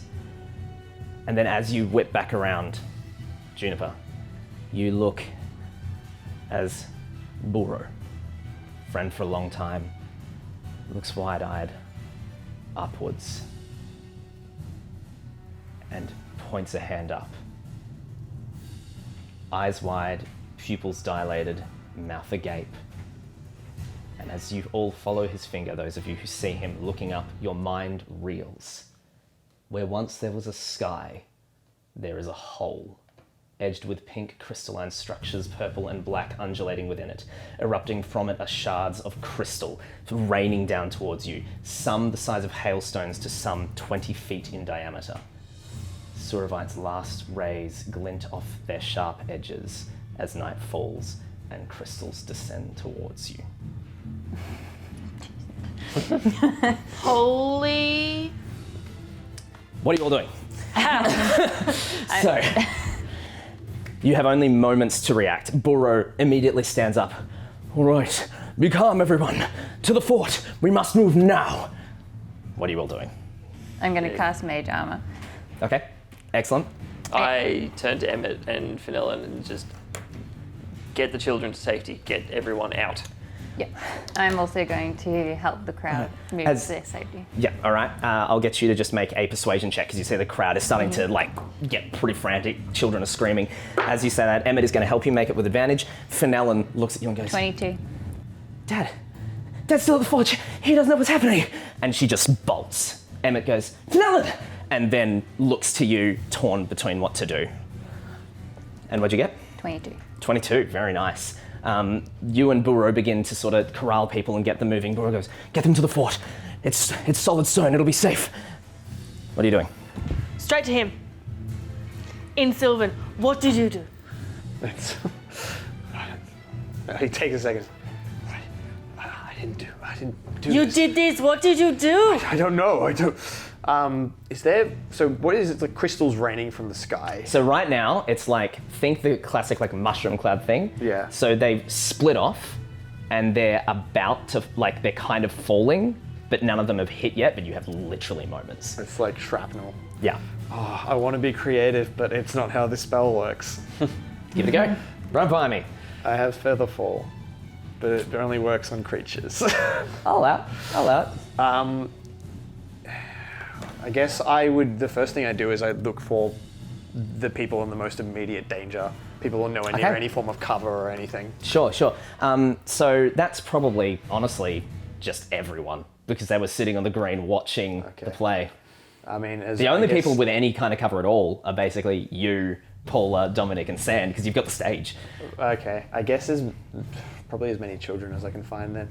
Okay. Just try a cluster of youngsters. Awesome, And absolutely. I just kind of, I pull you along. I grab you and say, come. And I run with whoever I can find who doesn't seem like they're going to make it there. And I'm going to just prepare a feather fall for when these crystals come crashing down on us. Okay, absolutely. You hear ringing out over sounds of everyone moving, Burro's voice booming. He's a big dude. to the fort! And with your help calming everyone, people begin to move. What are you doing, did you say? I'll be with Emmett. Let's go get Villain and Bilfred? Yes. It's all right, we're in a tense situation. Okay, all right, let's go. So you guys begin to run off that way. You've run to the stage, you've helped corral everyone, and then the first rain hits. If you've corralled everyone, then I'm probably in a similar spot, just preparing. Yeah. As the first rains of crystal hit, small shrapnel shards rain down on all of you and just sort of cover up, and you get shredded, bits of just spots of blood coming up on your arms, but not enough to actually hurt you. As you look up, though, you, who was most focused on what was happening, you see, as though this hole is widening, cracking like a glass pane cracking, just spreading out, a crystal the size of a tree, maybe, comes plummeting towards you, more, breaking off. You're all in danger. So, as those come towards you and that first rain comes up, you feather fall and manage to slow the fall of a lot of them. But as a result, I'm going to need you to make a dexterity saving throw because you weren't saving yourself. Yep. You were helping other people, same deal, dexterity saving throw. You're on the stage, dexterity saving throw with advantage. And you were running, dexterity saving throw or athletics check because you're running. Dirty 20. Dirty 20. 14. Still dancing. 18. 16. Okay.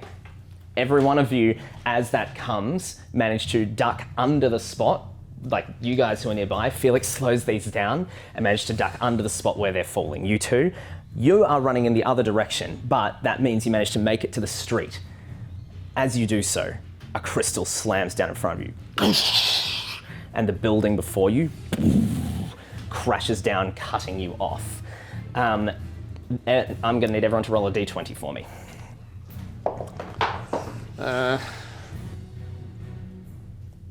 3. 3. 16. 18. 8. Okay.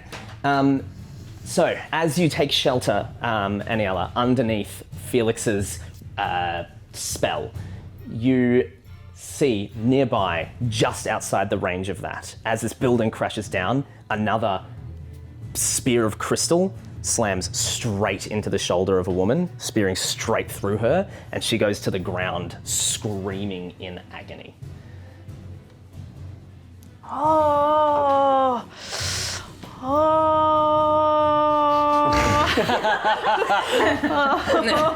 I'll give you a moment to consider what to do there as Juniper. Next to you, you see that happen, and you also see, separated out from the crowd, not Elise, but one of the girls that he was playing the ball sport with earlier. Mummy! No one seems to be paying attention, everyone's too focused. I'm going to phase step towards them. Okay. I'm not sure how far away they are. Yeah, that's fine. Yep. Absolutely. And then phase step back to where I was. With Just using them. both uses immediately. Yeah. Nice. Cool. So, Mummy! And you just see Juniper just appears and then reappears back where she was, or maybe closer Wait, to the I'm fort. assuming that I would be I picked them up sort of thing. Yeah. Yeah, I got what okay. I did. Appears, grabs Yeah. them, and And- just yeah. teleports. It'd be great if you That's me. so cute. It'd be great if you couldn't take someone with you, so you pick her up and you go and she's. Yeah. I'm like, oh, okay. So as you teleport closer to Boro is now he's directing everyone and just trying to move, getting everyone to move in the direction of the fort. It comes to both of you, you in particular, as you're moving with Emmett and seeing this collapsed building in front of you. There are only 3 places in the village that may be safe from what's happening. Those rocks, those crystals, will crush houses like the one in front of you. The fort is stone, the forge is stone, and the mill is stone. The mill is right down the bottom of the town. It will take you a long time to get there. The forge is pretty far as well. The fort is right there.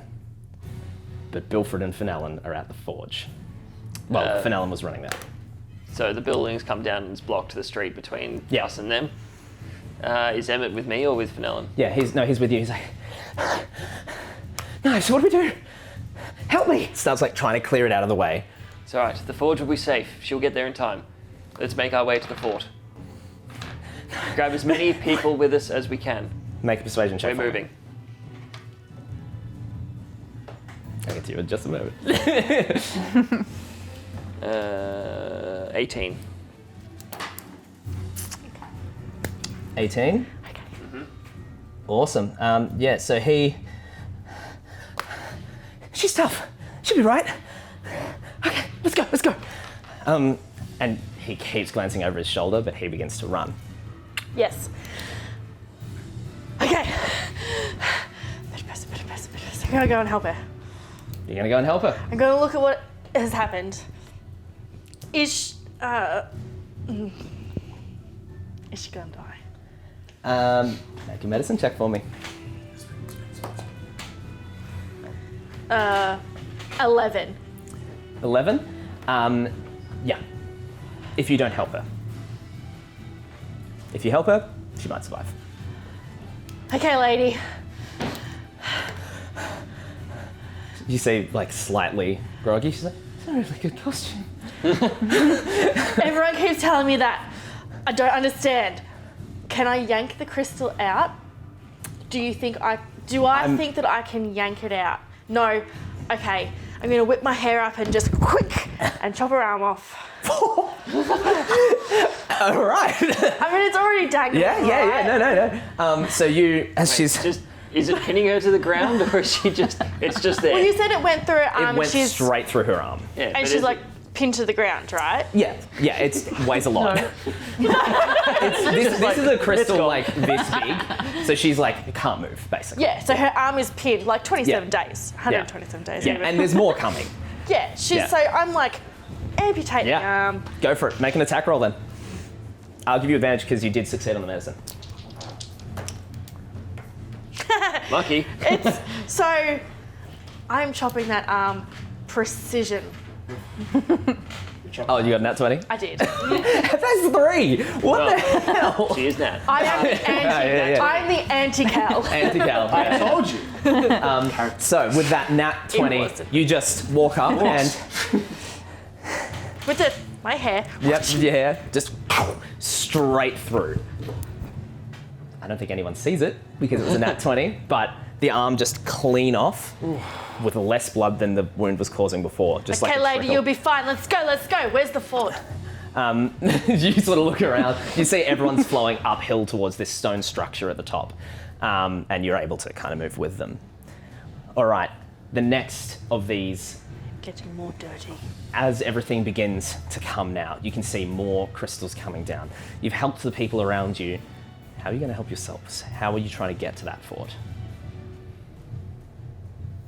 The village has this main street going up it, and there's buildings on either side. You're currently on the green. You've all started moving towards the village. There's a small bridge over like the river that runs down from the mountain before you get to the main part of the village. You could either go like up the green, or you could try to move through the buildings. There's a couple of other, there's only like, Terrence only has like I think 2 other guards I said, so you can see them around, and Bulro is rallying everyone while Terrence is now just running. Useless. Are the guards like with Terrence or just there? Terrence. Yeah. They'd be running with him. Cool. Yeah. I mean, you could try to rally them, you'd know them. No, it's all right. They can go with Terrence. All right. Look after him. Assuming I'm still around a bunch of people, seeing wherever you're headed, I'm gonna encourage people to just follow in Juniper's direction. We'll do the same. Okay. All right then. I'm going to get Safest option you can think of. Yep. And you're just sort of going up towards the fort, just going up the main road, moving with the crowd. Yeah, and I would assume that people would follow me as well because it's me. Yeah. I'll keep an eye out for anyone And you got who's that persuasion check before as well, so yeah. Absolutely. and for anyone that's struggling, I'll look out for Okay. them and help them if I can. Okay.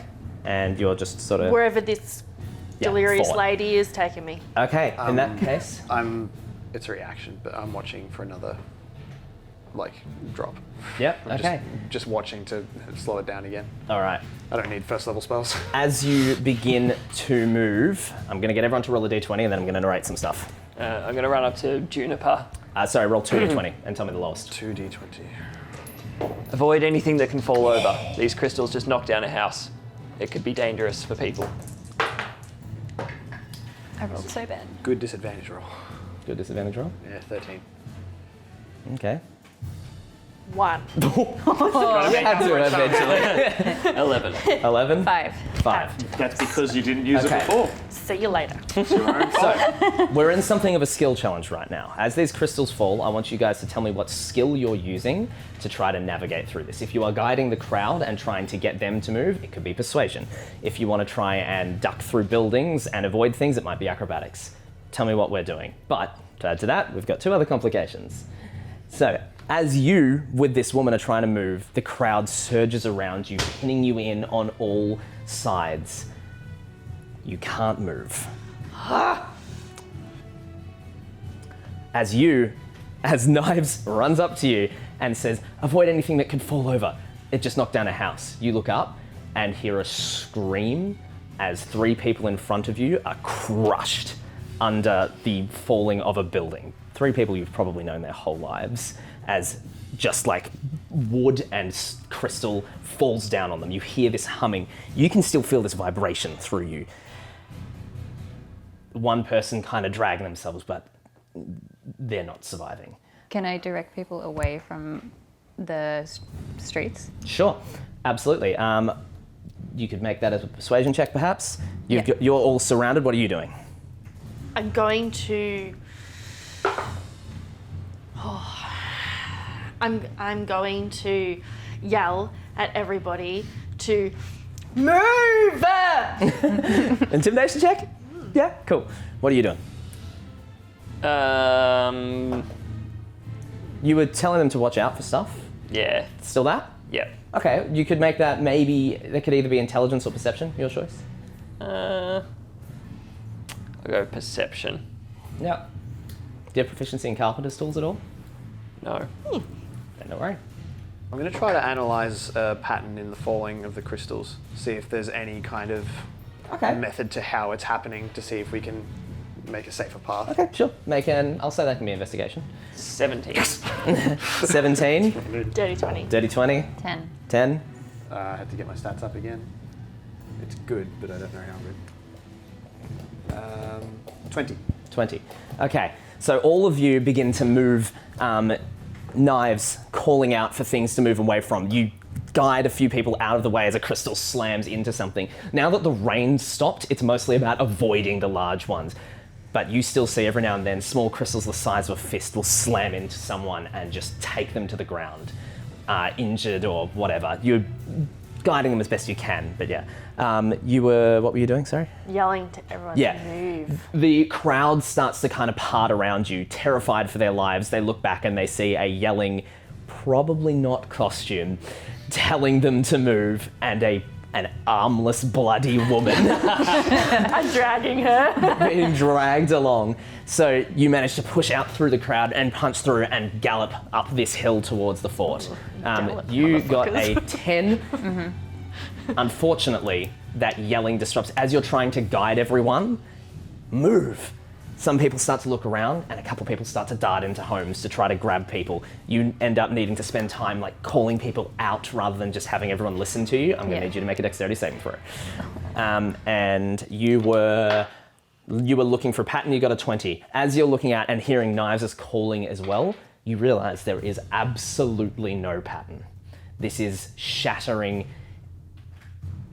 But there is something. It's happening in waves. It's not just constant cracking. It's like break. So you start to be able to time when they're falling and are able to like take cover and then run. Take cover and then run. Yeah.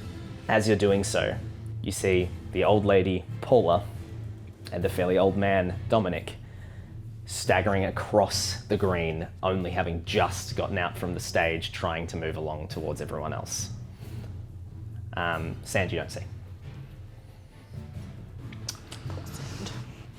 died as he lived before. What'd you get in your dex save? Nat 20. It actually was say 22. Nat 20. Okay. You don't take damage then. So, with all of this going on, you continue rushing, the fort getting closer and closer. The cracks. Oh, something in your ears. Still got blood pouring. That horrible noise still going, pulsing every now and then. Everyone roll a d20 for me once again. Oh, 18. 18? 10. Yep. Oh, sorry. Disadvantage. Should've said. but I rolled so good. Dang it. That's okay. That's still good. 18. Oh, nice. 6. 6. I got the same number, 2. 14. Okay, so 6 I had and a 2. 19, but whatever. I rolled a 19 that time. Focused as you are on calling out buildings that could fall for everyone, you don't watch for yourself. The building above you begins to fall, collapsing towards you. What are you going to do? If there's anyone around me, try Emmett's and still push with them out of the way. Okay, not even trying to save yourself, just trying to... Well, like tackle everyone. Okay, sure. Athletics check for me then. Juniper, you got a... What'd you get? 2. 2. You darting into this building to pull bodily out this woman who tried to take shelter in her wooden and wattle and daub cottage. You pull her out, get her out into the street, look up, and are just immediately struck by something. I need you to make a dexterity save. Do I? Natural 20 for me. Do you see this? Yeah. You were rolling, you were still looking up, make a perception check. It was nice not meeting Natural you. 20. Just check, just because it's hard to read. But It is hard to read. What'd you get? yeah, it's very, this dice is. I actually can't read it. It's pretty hard Oh, to there we read. go, yeah. Okay. As good as these what were dice you- are, What very did I hard get you to to do? Dex save? It was an athletics. Athletics check, yeah, because you were tackling something, that's right. Okay, so you, instead of taking 9 points of piercing damage, or bludgeoning damage, or whatever, crystal, it's kind of both, Crystal damage. from slamming into you, as it gets to you, and you're going, I'm not going to move out of the way. You see Felix from just down the road, and it just pauses in the air and drifts slowly down, allowing you time to get out of the way. You, as this building comes collapsing towards you, Emmett screams, goes to roll out of the way, and he's a pretty dexterous dude. You kind of miss him and just tackle someone else, but it gets you out of the way. So, Right, I was going to anyone that wasn't going to move. yeah, so you end up tackling this old guy to the ground, and he's like, Oh, what's going on? helping him back up. The fort is now only moments away. Felix is kind of almost in like a commander mode, like, hold, Yep. go! Just waiting Yeah. for the shatters. And then, as you say, hold, there's another. And you see the ground in front of you starts to open. Legs, like a spider, start to crawl out. A little fat body about the size of a small dog, pincers, darts towards a villager nearby. Everyone, like, this is right in the center of all of this happening. You, looking over at Dominic and Paula, who pull up, getting closer and closer, see the ground behind them. Some of the green starts to like cascade down as the soil is disturbed. The mountain above you, you see bits begin to slip, and out from the trees, literally out from the trees, legs. Dozens, maybe hundreds, who could know, of these tiny creatures. What are you all gonna do? Oberon's ball sack. This is fucked up. Literally, the fuck. All right. Have I caught up to everybody around where they were? You're in front at the moment. Oh, I'm in front of Yeah, because you got that nat 20 to push through the crowd. Yeah, right, okay. And everyone else has been like helping and directing. You're just like, nope, I'm going. Yeah. Pretty much. Okay, so am I closest to the fort, tree line? Close to the fort. The tree line's miles away. You're nearly at the fort. You can see like the fort has these like gates for its garden, which were probably once outer walls, but are now like a walled garden. Okay. So if I turn around, I can see these. Yeah. Oh, they start appearing from everywhere. It's not just turning around. It's like every now and then a little opens up and one starts like squeezing through, and you see like when you every time it happens, it's like the shattering of glass. You just see little bits of crystal kind of open. Unfortunate pause. Don't worry about it. All right. So what are you doing? Okay. Lady, do you have a tree that can get us somewhere else? What? Oh my god. Just run. And I'll turn around and She kind of stumbles and then starts to run up the hill. I'll look for someone that looks like they're in charge. Burrow or Juniper. Yes. Where is your tree? That can take us places. We've got Where is a lot it? of. What are you talking about? We've got to go.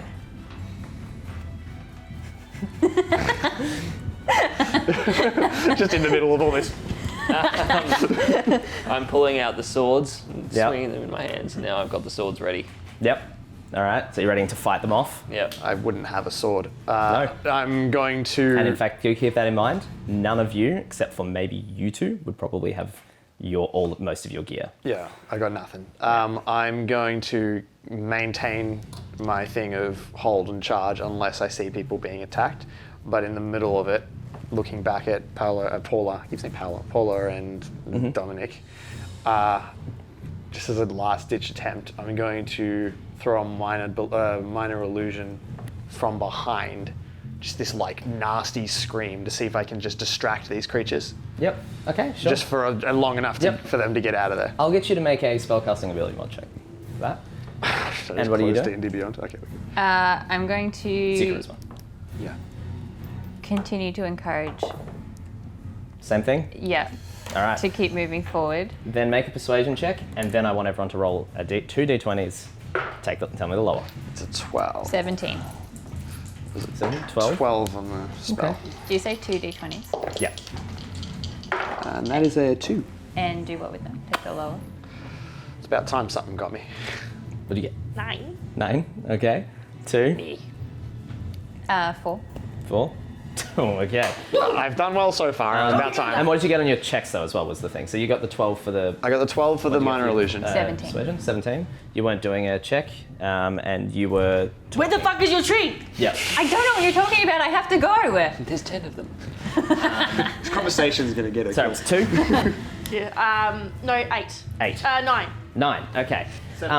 As you say, we've got to go. One of the banners stretched between the buildings is split by a small crystal and falls down and begins to kind of tangle you up as you're moving. You find yourself all wrapped up in this tangling clothesline. What'd you get? 2. Just as you tackle this guy out of the way, you roll to the other side, look up, building falling down towards you once again. What did you get? 4. 4. Looking at the green, seeing it cascading away, you feel the hill under your feet begins to slip as the ground below you begins to move as well. And what are you doing? You got 2? As the building falls towards him, distracted by the conversation going on, looking around for something to do, casting the illusion, you look back and see the same building falling towards you as was falling towards Knives.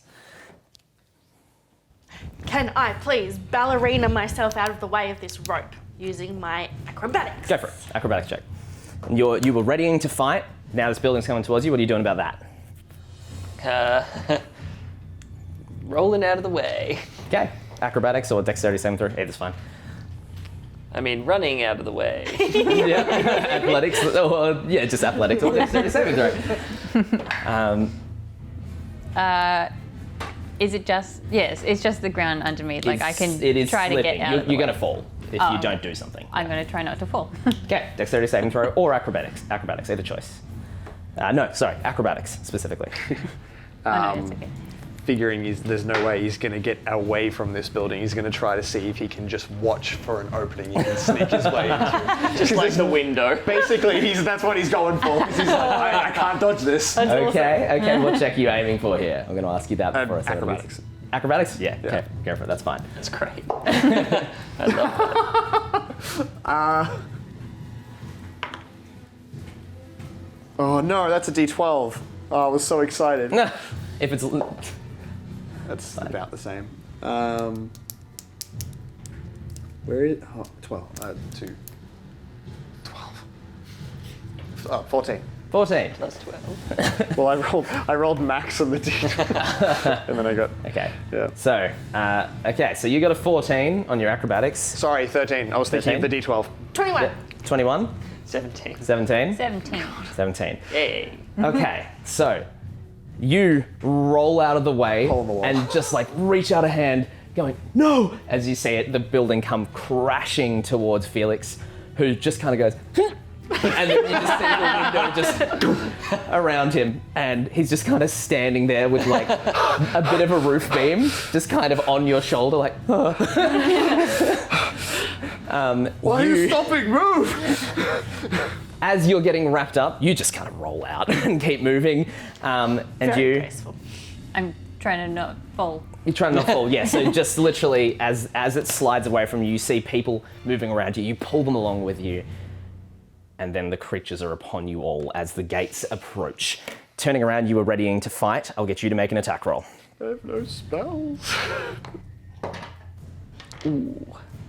That is a 24 to hit. 24 to hit. Okay. The guards come rushing up to help you as well. There's 2 people who you travelled here with. As people flow through the gates, is anyone else staying to fight, or is it just Knives? I will be fighting.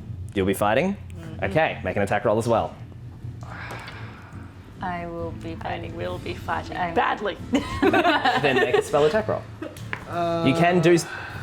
Boy. You can do something else if you want. Like if you want to do a leveled spell, that will probably succeed. Heads or Whereas tails? you won't have. If you do a check, you'll have to Tails. roll. Tails. Right. I'm gonna... Well, can I cast protection from evil and good on myself? You absolutely may. Yeah. Definitely not. Yeah. Okay. Cool. So I'm going to, in this moment of panic and notice that I am completely out, I'm going to look at Knives, tap him on the shoulder and say, big hero time. And my words kind of almost like glisten Yeah. on the air. It's got this kind of ring to it. And Bardic Inspiration. cool. All right. Hear that, Emmett? Big hero time. Big hero time. Okay. He pulls out his bow. Or actually, he'd probably go for a short sword here. No, he does start. He starts with his bow as they're flying up towards him. The 2 I know guards. Cal. Huh? I know Cal. Yeah. One of the guards goes running in with Terrence, probably protecting him. The other one sort of stays at the gate with you, sweating furiously. What's his name? Bob. June. Terry. June. Philip. Rinse. Cherians. Okay, so what did you get on your attack roll? 1. What did you get on your attack roll? You got 20. 24, and you may Bardic Inspiration it as well if you wish. Nah. He's Okay. And Juniper, what did you get? Oh, no, you were casting Protection from Evil and I'm Good. just going to watch his back. Yeah, yeah. What I'll say is make it with advantage because of the Bardic Inspiration, even if you're not adding it this time. Never know, you might get higher. No. Cool. So, Emmett comes up to help you fight. The other guard comes running out from the building after Terrence is safely in. The 2 forces come up clashing. You push them back as one of the guards moves to close the gate. Burrow on the other side, pushing it shut. These creatures skitter up, snapping at you. You slash through one, send it down. You see one of the 2 guards, fangs go straight into his throat. You see his face goes white.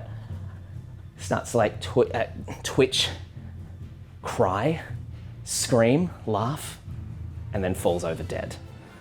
Another villager picks up something, hits one away, and finds 3 of them crawling up him, taken down. I rolled for 3 people to help you, 2 rolled nat ones. But despite that, the creatures rolled less than you guys. The gates swing slowly shut as all of you holding them back, inspired by Felix's words and your spell casting. As they come at you, you see they start to shy away from you. None of them coming near you. Their fangs seem to just glance off you. And the gates swing shut. Panting, you all begin to move, and Burrow goes, No time for rest, we must. and looks up. As high above you, you hear a keening cry.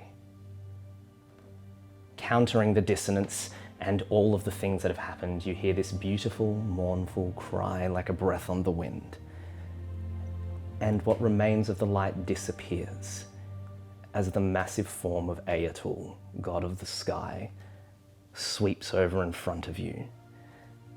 His fins stretch out for miles to your eyes as he blocks that shuddering hole in the sky with their body. And you'll rush into the fort. And we'll finish there. For this episode. Oh my god. What a start, jeez. Thanks for watching, guys. We'll be back next week to continue that and see where that goes. See you next time. Nice.